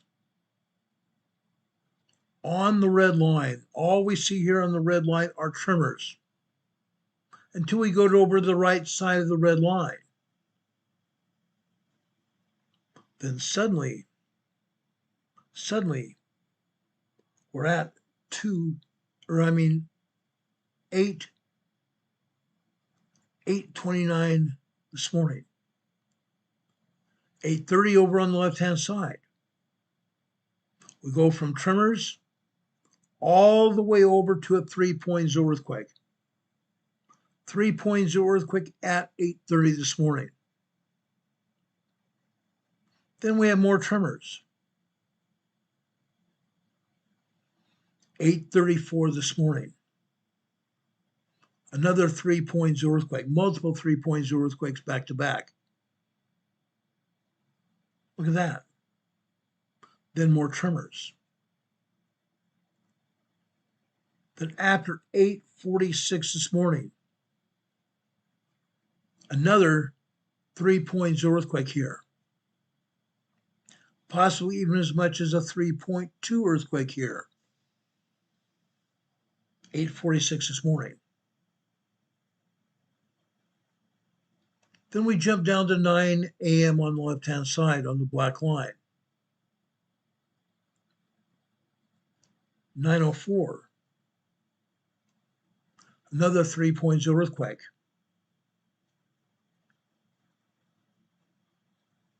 On the red line. 9:03 or 9:18. 9:18 on the red line. Another 3.0 earthquake, multiple 3.0 earthquakes here. The next 3.0 earthquake, all we have are tremors until we get to this point. 9:53 this morning. I think it's 9:53 this morning. 3.2 earthquake, multiple 3.2 earthquakes here.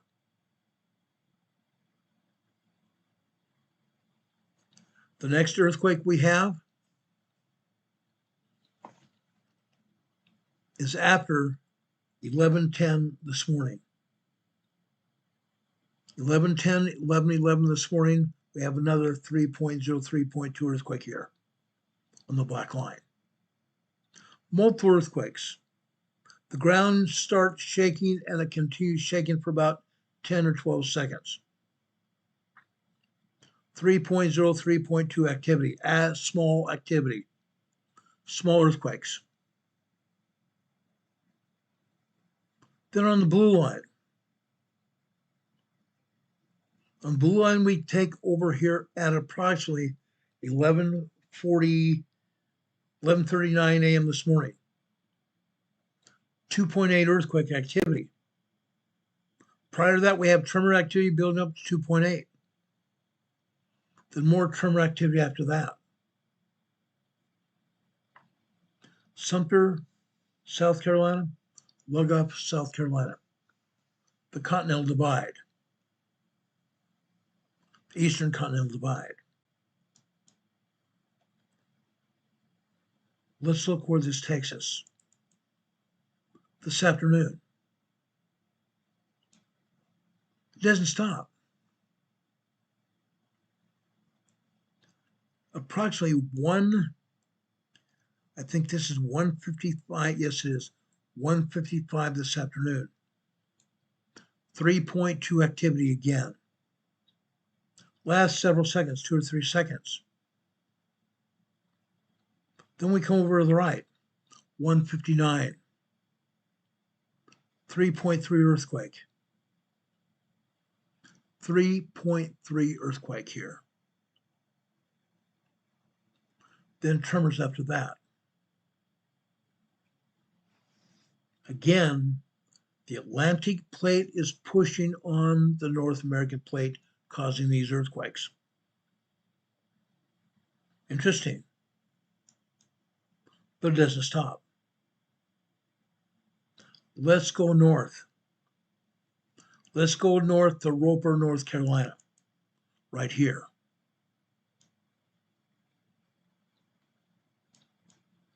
Roper, North Carolina here. The first part of the morning, nothing but tremors. Tiny tremors. On the green line here. 6:55 this morning. Maybe a 2.0 earthquake here. Prior to that, tremors, and after that, tremors. 7:30 on the blue line. Tremors building up to 2.0 earthquake here. And this is about 7:39. 7:39, 2.0 earthquake. 8 a.m. on the next black line, nothing but tremors. 8:15 on the red line. On the red line, a lot of tremors. But what happens after that?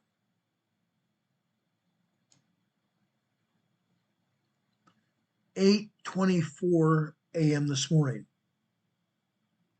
3.3 earthquake here in Roper, North Carolina. It lasts almost 30 seconds. 3.3 small earthquake lasts almost 30 seconds. Unreal, huh? It absolutely is. Unless we go down to 8:33 this morning. 8:31, we have our first 2.8 earthquake. 8:32. 3.3 earthquake hits again. This earthquake lasts just barely over a minute. Just barely over 60 seconds. 60 seconds of 3.3 shaking.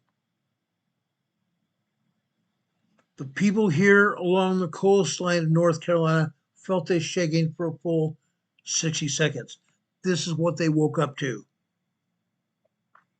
Shaking. Small earthquake shaking. Their houses, their floors, their ground was moving underneath them. Incredible shaking. 9 a.m. this morning, more tremors. 9:05 this morning. Another 3.4 earthquake this time. 3.4 earthquake this morning. But then we go over to 9/11. 9/11 this morning, a 3.1 earthquake here. 3.1 earthquake here. Then we drop down here to 10:15 on the red line.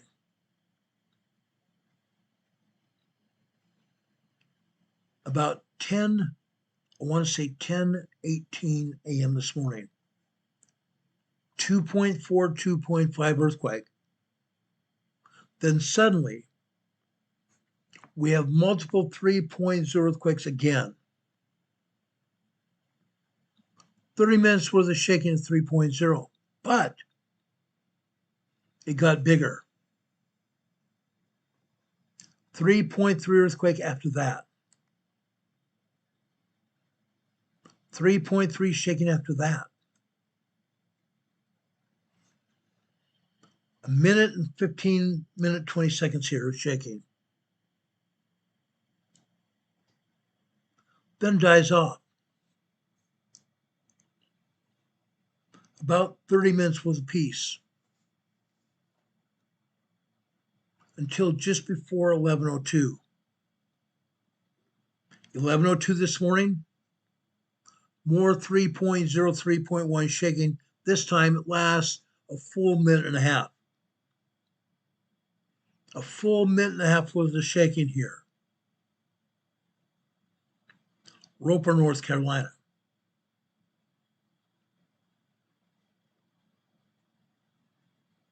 Then we drop down to the red line at 11:15 on the left-hand side. Move over here to the right. 11:28 this morning. Right before 11:29. We have another 3.2 outbreak. It lasts about 15 seconds. Then it quiets down. At about 11:35, we have more tremors that build up. 11:30, 11:31, 11:32, 11:33, 11:34, 11:35. 11:36 tremors. Then those tremors die off. 1.0, they're not even seen. 11:43 this morning. 3.2 earthquakes hit again. They last over a minute and a half. 3.2 shaking here that lasts over a minute and a half. Back-to-back shaking. Doesn't stop. It continues. It continues over to the left-hand side and it begins to be tremors. 2.2 dropping down to tremors after that. We've seen a lot of 3.0, 3.3 earthquake shaking here in North Carolina. Roper, North Carolina this morning. The seismic activity went north, didn't it? It went north. Roper, North Carolina this afternoon, it dissipated completely. All we had here this afternoon in Roper, North Carolina are tremors. That's all. That's all we had. Tremor activity.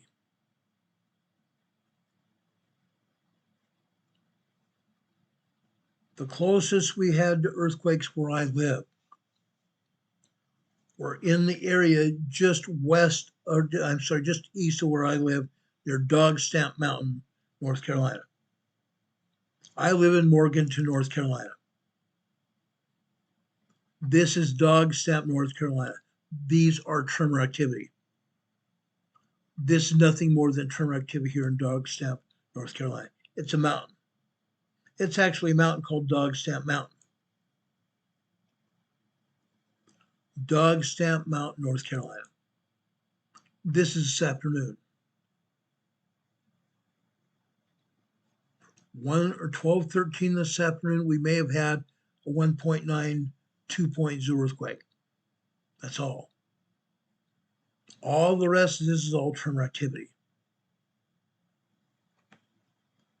Guys, the Atlantic plate is pushing Europe and Africa in an easterly direction. It's pushing the North American craton in a southwesterly direction, causing earthquakes on the eastern side. What's going on? What's going on? I showed you earthquakes on the New Madrid Fault. Why? Because earthquakes on the eastern side are being caused by the onslaught of pressure from the mid-Atlantic plate. On the other hand, the western side of the United States is being pushed by the Pacific plate, subducting underneath the North American plate. Seismic activity, earthquake activity.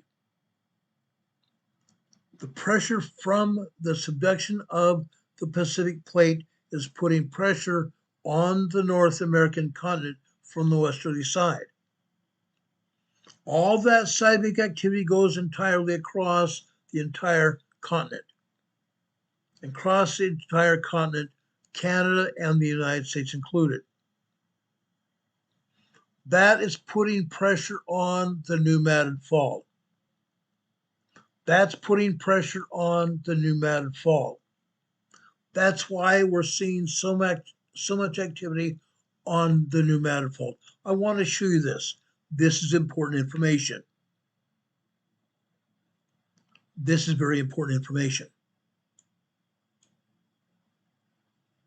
You have to know this. Like me, I have friends and family here on the East Coast. I have family on the West Coast from San Diego up to Washington State and up into British Columbia, Canada. You also have those family members and friends. Every one of them are going to be feeling these earthquakes. They're going to be feeling these earth changes. These earth changes. Very briefly, I want to go back to the USGS map. I want to go back to the map for one reason. I want to show you what exactly is happening in the South Pacific. We've talked about this for a very long time.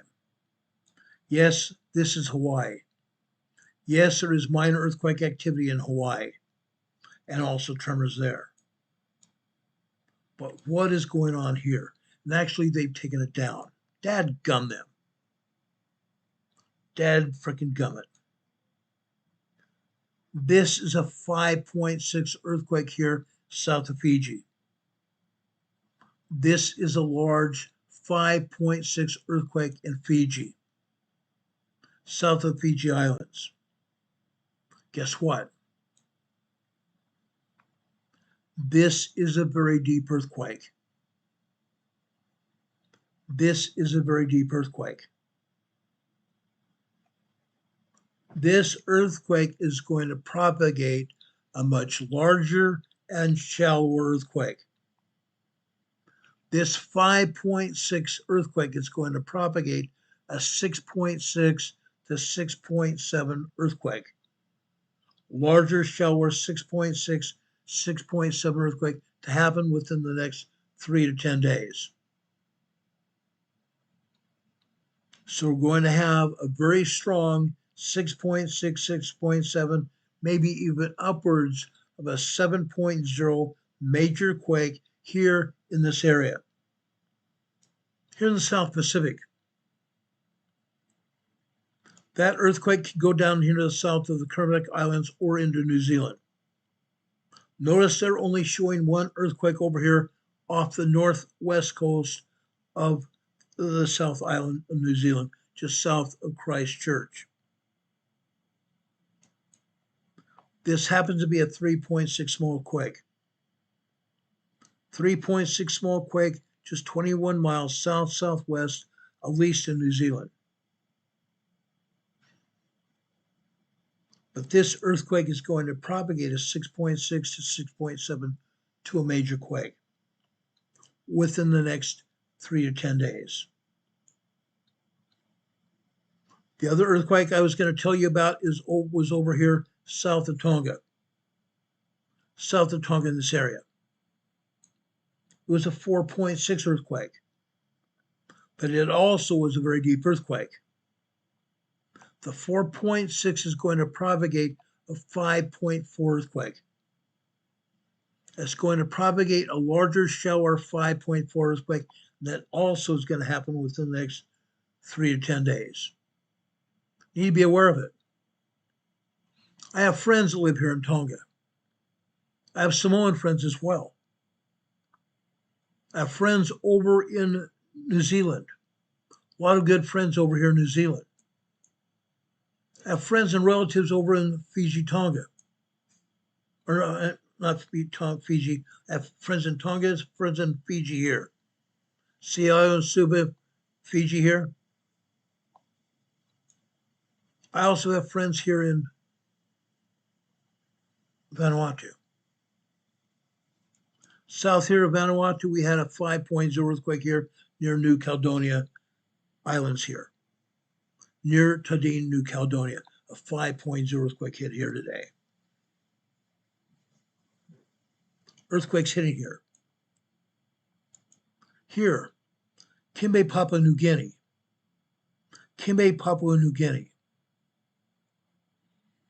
This was a 4.5 earthquake here. 85 kilometers deep.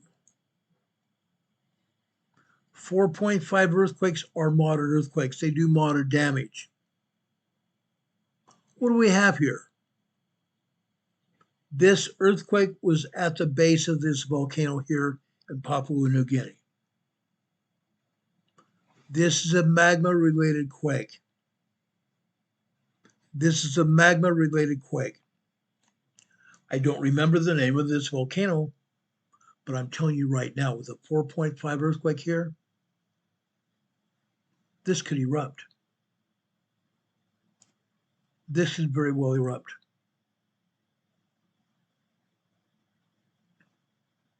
Okay? Just so you know. Oh, sorry. My sinuses are draining. There are 44 earthquakes here in Indonesia. Yesterday, I told you about a volcano over here in Semeru, eastern Java, Indonesia, that was erupting. Caused massive damage, and it also caused quite a few deaths here in Java, Indonesia. Semeru volcano did erupt and erupted heavily. Erupted heavily. I showed you the video of it. 44 earthquakes here in Indonesia today. USGS shows us one. This one over here in Likaso, Timor-Leste, Indonesia, in the ocean, in the Banda Sea here. 4.4 earthquake. Guess what? This is a deep quake. This is a deep quake. This deep 4.4 earthquake is going to propagate a 5.5 earthquake. This deep 4.4 earthquake is going to propagate a shallower, stronger quake. A 5.5 earthquake is going to strike in this area within the next 3 to 10 days. Count on it. Count on it. It's going to happen. Over here in Bangladesh, right here, we had a very large 5.5 earthquake here. Mid-range 5.5 earthquake here in Bangladesh. I have not seen any injury or fatality or damage report here, but this earthquake caused damage here. Guaranteed this very strong 5.5 earthquake caused damage here in Bangladesh. Fact. That's what happens when a large earthquake like that hits. Very dangerous earthquake. over here in the Indian Ocean. In the Indian Ocean. The Carlsberg Ridge here. Carlsberg Ridge. This is a 4.7 earthquake here on the Carlsberg Ridge here in the Western Indian Ocean. 4.7 earthquake, 6.2 miles deep. Not a big deal. The ocean waters absorbed the shockwaves of that quake, and nobody even felt it. Nobody even felt it. Notice that they're not showing any other earthquakes here in the Middle East or Europe. That's a fallacy. There are over 1,000 earthquakes here in the Middle East and Europe. Over 1,000 earthquakes here in the Middle East and Europe. Fact. You can take that to the bank as well. This agency does not show earthquakes unless they want to. There are 4.5s, there are 4.8s, there are 3.2s, 3.7s, 3.9s, there are minor 2.0, 2.9s. There are tremors all over this region, but they're not going to show it because they don't think they have to. Over 1,000 earthquakes here in the Middle East and Europe. Unreal. Unreal. And they don't want to show them. Let's talk about emergency preparedness for a short few minutes. Let's talk about preparedness. This is Preparedness Friday. I want to talk to you about budgeting. Budgeting for preparedness now. That's important. How else are you going to get through emergencies without a budget? Without a budget for preparedness. Let's talk about how to budget for a disaster. I want to share this with you because those of you who have come to me have asked questions of me. I've gotten several, I can't even say several, numerous emails. I've gotten text messages from some of you telling me, I can't afford to do anything. I can't afford to prepare because I don't have the money. I want to talk about a solution for you now. A solution for you now to give you an idea how to prepare at least for some. One of our EMA family members was here earlier today in the chat telling me she didn't have money. She was poor. I want to talk about budgeting for disasters. I want to talk about a solution.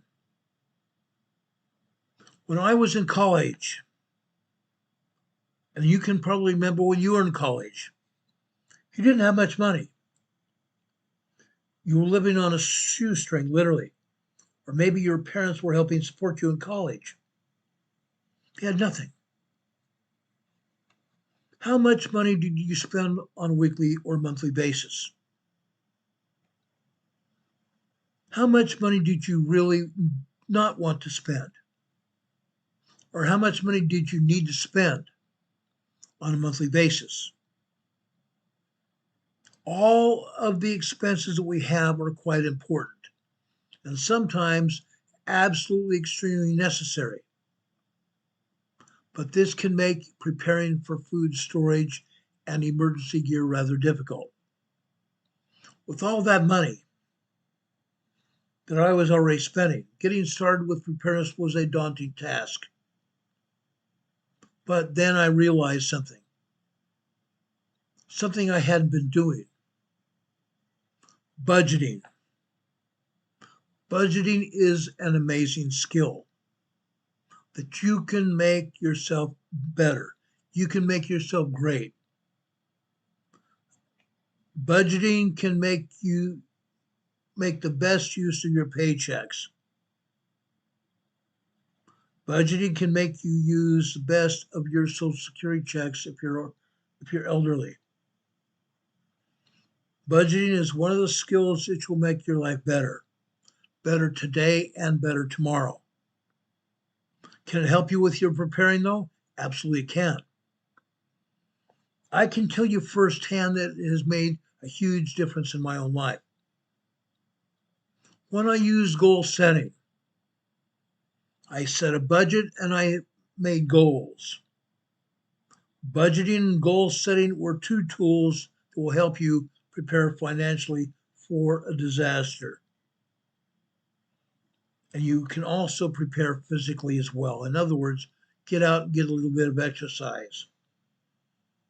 Exercise never hurt anybody, including me.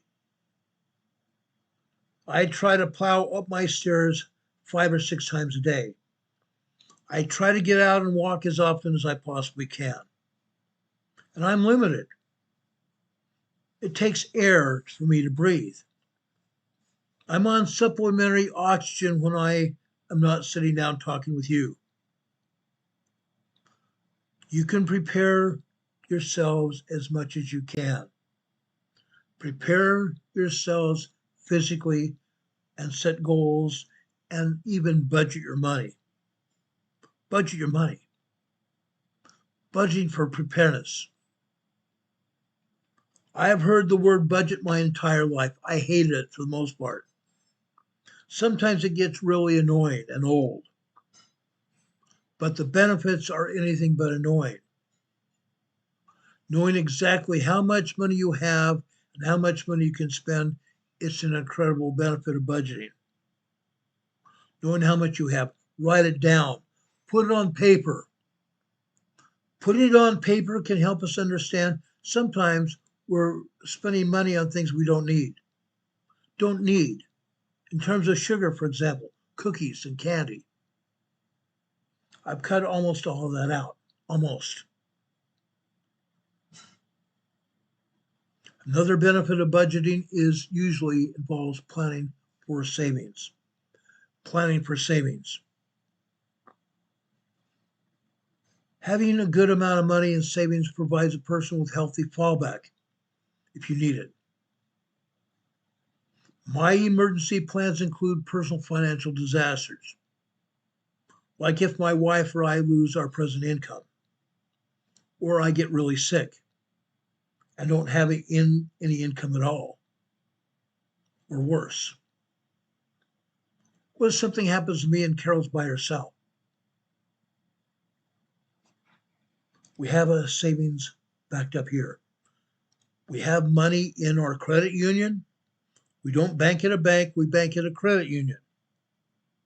They give better interest rates, number one, and they take better care of your money, number two.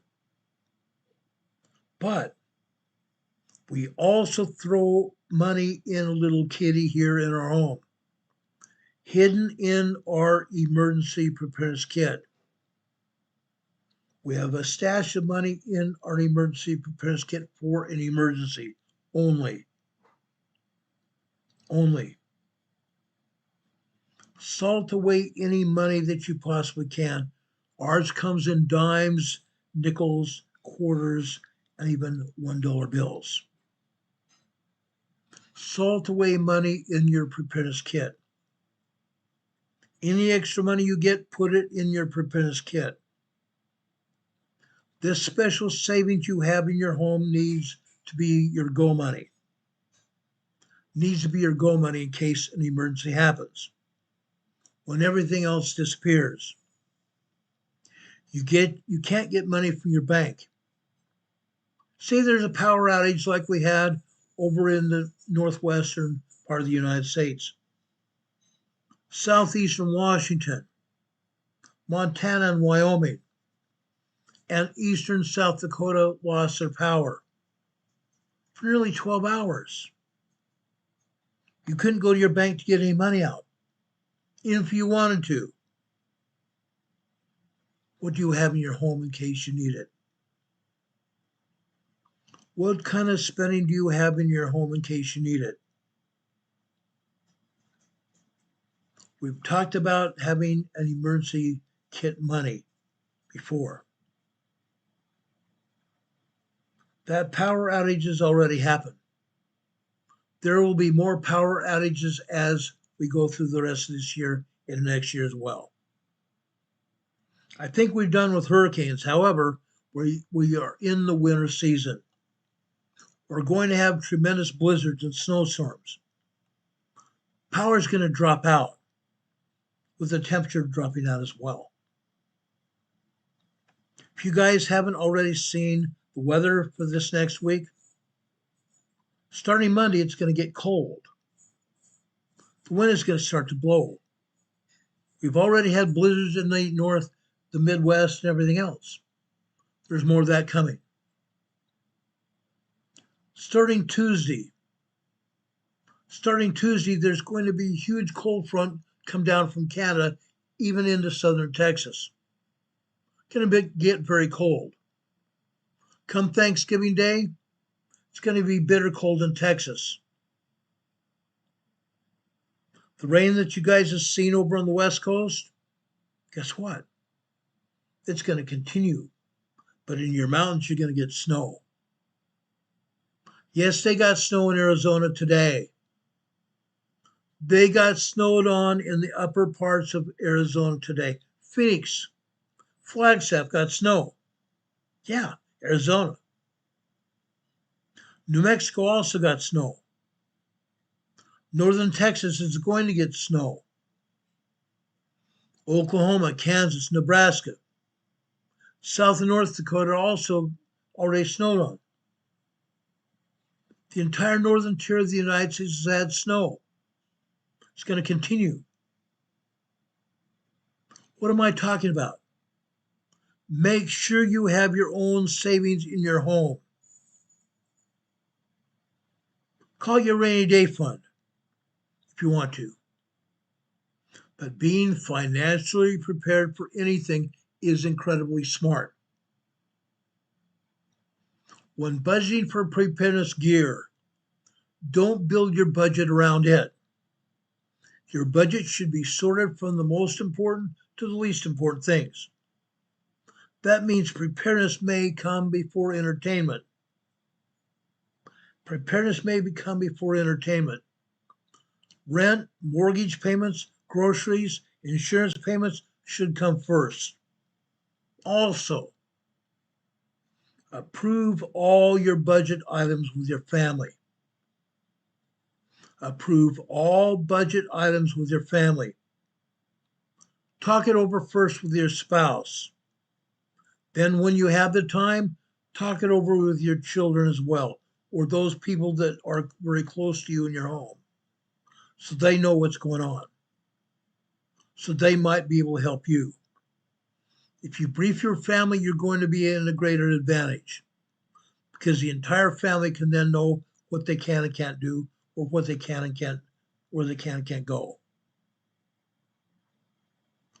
Do it to the extent that your children can understand. Tiny children don't need to know about budgets. Yes, as they grow older, they do. They can learn how to budget when you, the parent, gives them a little bit of money. Talk to them about saving their money. My parents did it to us. Finances can be one of the biggest and main stressors in a relationship. So to avoid any issues, you need to discuss your budget with your significant other. As the first tool, budgeting will save you money and financial woes in the future. Though it can be tedious, and yes, it will be. Though it can be tedious, it definitely pays off in the end. The second tool, like budgeting, is something I've been told to do from a young age. From a young age, set goals. Goals represent dreams. Goals represent hopes. Goals represent intentions. Goal setting is a lot harder than it just means putting it together. Putting together a list of your dreams. Goal setting involves thinking of a goal, then determining how you want to accomplish that goal. For this reason, every goal should be achievable. Having the skill of goal setting and achieving those goals will not only help you when preparing for a disaster, but it can also help you during a disaster. Creating a goal and then achieving that goal boosts your self-confidence, doesn't it? It also provides a feeling of accomplishment, which is very essential to the mindset of survival, isn't it? If you have a disaster, during the disaster, person sets daily goals and then accomplishes those goals. Their mental and their emotional stability will be much lighter and much higher than someone who doesn't do that. Goals also provide a sense of purpose. If you have a goal, then you have a purpose for getting through that something you have. In college, having the goal to graduate and getting a good job can get a person through some of the worst classes that you can imagine and getting through them with a good grade. On a similar note, having the goal to tell your family that you love them and being able to help them through a disaster could also help you survive in an emergency situation. Don't ever forget to tell your family that you love them. Don't ever stop telling your family members, your wife and your children, your spouse and your children, that you love them. Don't stop. First thing in the morning, middle of the day, middle of the afternoon, late at night, tell your kids, tell your family members that you love them. Here are a few ideas of goals that you can set as a family. When to have certain preparedness items put in place. When to have certain things preparedness-wise put in place. Being able to bug out in a certain amount of time. We've talked about that before when we've talked about disaster planning. Bugging out, having everything packed in your car and ready to take off within a matter of minutes. How much food will you have to have in your food storage? How much food should you have in your food storage? Set a goal. These two tools are great on their own, but how can they be used together? Since I've been talking about setting goals, I've dropped the number of people that were watching this program from 44 people down to 31. Apparently people don't care. What I'm talking about today is very important. Personally, I've found that as I set goals, I am more likely to accomplish my intentions if I have a reward system set up. So if my goal is to have an emergency preparedness plan written down, which I do, it took time, it took effort, but I worked through my emergency preparedness plan and I have set a goal for that preparedness plan to include at least 6 disasters and or emergencies. Set that goal. Write an emergency preparedness plan to include handling yourself and your family and getting you guys through 6 emergencies and or disasters. Set that goal. And then set the goal to achieve it. What is your time element? I can set up a reward for myself, but buying gear or anything that I want. I set up a reward system for myself. I reward myself for my accomplishment. I reward my family for their accomplishments as well. The rewards for setting goals should be written in your budget. The rewards for setting and achieving your goals should be written into your budget. Have a set amount. And if you don't reach that goal, put another amount in savings. Put that amount in savings and make another goal. One of my goals was not to spend money on things I don't need for a month, so that I could increase my emergency fund here in my house. I did it. As a reward, I picked one thing that I wanted really badly. so that I could buy it once I saved that amount of money. I did that. Set a goal, put a time element on that goal, and if you achieve it, set a reward for your achievement of that goal. Make it realistic. Make it realistic. Make it realistic, guys. Setting budgetary goals is essential for a successful budget. If there is no goal behind the budget, the chances of the person who set that budget making it are little or no.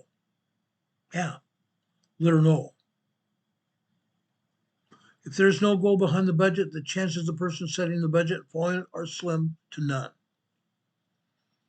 Even if the goal is simply to save money, set a goal about how much money you want to save and put a time element on that goal.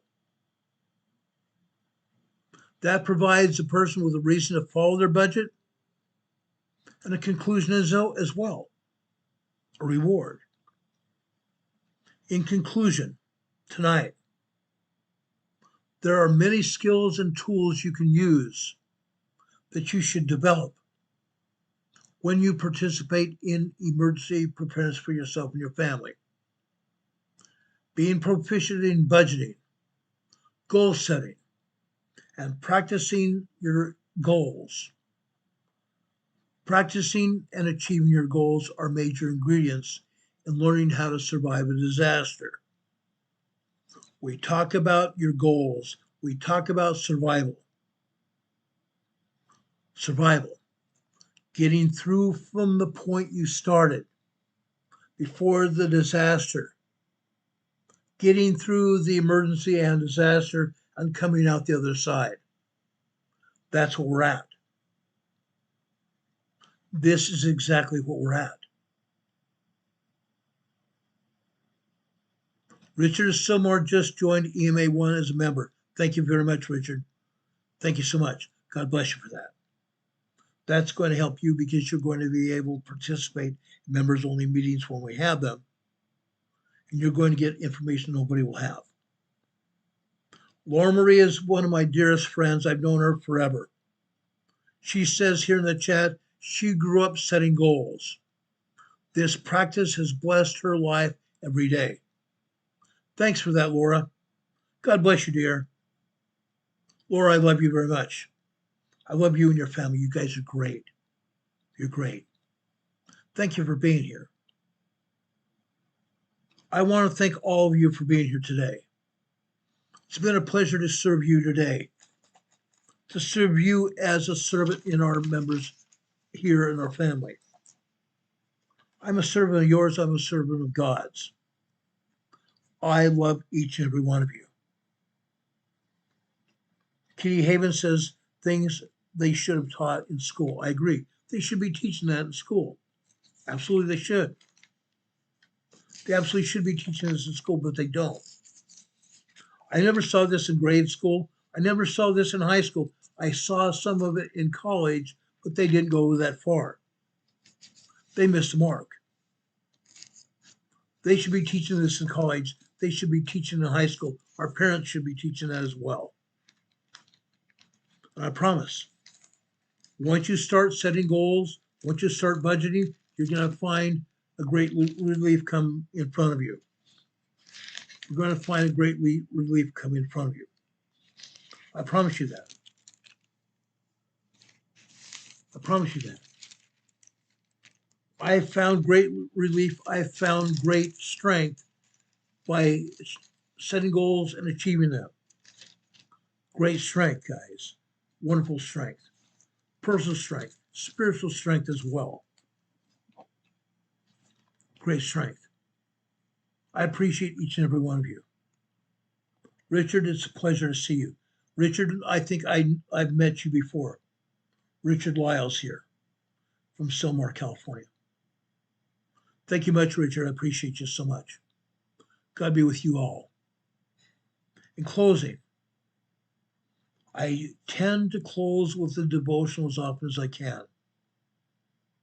The devotional I have today is a scripture that I dearly love. It's found in the New Testament. Romans chapter 1, verse 16. Let me share with you. For I am not ashamed of the gospel of Christ, for it is the power of God.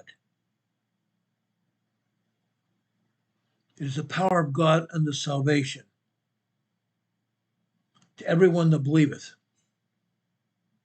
to the Jew first and also to the Greek, to each one of us, to each one of us.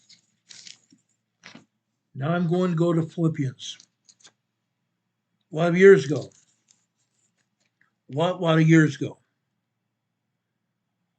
someone that Laura Marie probably knew years before, my friend Richard Birmingham told me this. Richard Birmingham has since passed on a lot of years ago. He showed me this scripture. It's been one of my favorite scriptures since. Romans 1:16 and also Philippians chapter 1, verses 3 through 5. Actually, 3 through 5. I thank my God upon every remembrance of you, always in every prayer of mine for you, making requests for joy, with joy, for your fellowship in the gospel from the first day until now. Brothers and sisters, I thank my God upon every remembrance of all of you. I love you all very much. I truly love each and every one of you very much. It brings great pleasure, it brings great joy in my life having you here with me. Knowing that I'm sharing information that might help you, might save you and your family's lives. That's what this program is all about. That's what emergency preparedness is all about. Richard lives in Eastern Tennessee. God bless you for that, Richard. So I know another Richard Lyles in somewhere, California. Go figure. Never thought I'd know two Richard Lyles. Richard, thank you for being here, brother. I appreciate you a lot. Appreciate each and every one of you guys. It's a pleasure to be here with you. Today is Friday, November 21st. This time next week, we'll have already celebrated Thanksgiving. Be safe out there.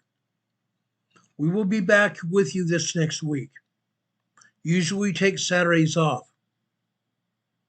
We take one day off for our family. But in case something does happen, we'll be back on the air either tonight or in the morning or anytime, 7 days a week. If there is an emergency or disaster, we're here to tell you about it as soon as the information becomes available.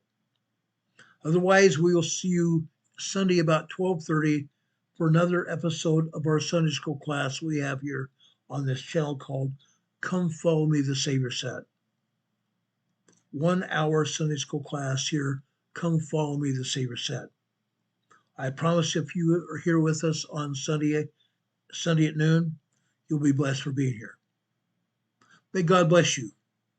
May God be with you this day and always. Brothers and sisters, I love you. I love you. God bless you and your families. May He strengthen you. May He also lift you up and also make you happy. Bring happiness to your life. He has in mind. God bless you. God be with you until we meet again. We'll see you on the other side. Take care, everyone. See you soon. God bless. Take care. Enjoy.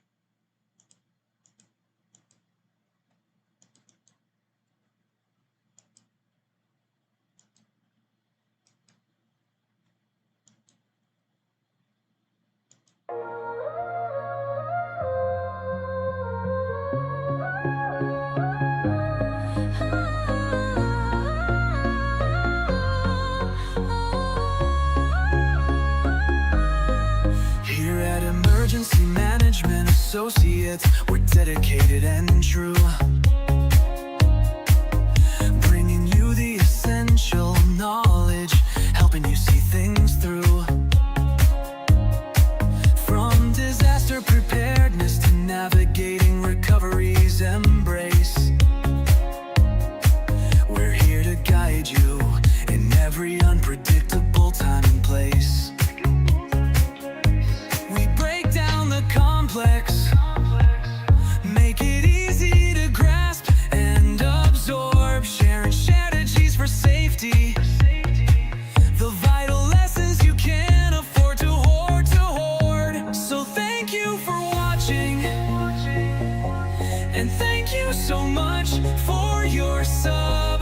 key part of our growing family, a member of our knowledge club. With every like, every share, and every comment you send our way, our critical message spreads further, helping more people every single day. Together we're stronger and more prepared. That's the truth we all abide. You help us build resilience with nowhere for uncertainty to hide. Your engagement truly inspires us. Your feedback acts as a guiding light, helping us continually grow and making our channel's future bright.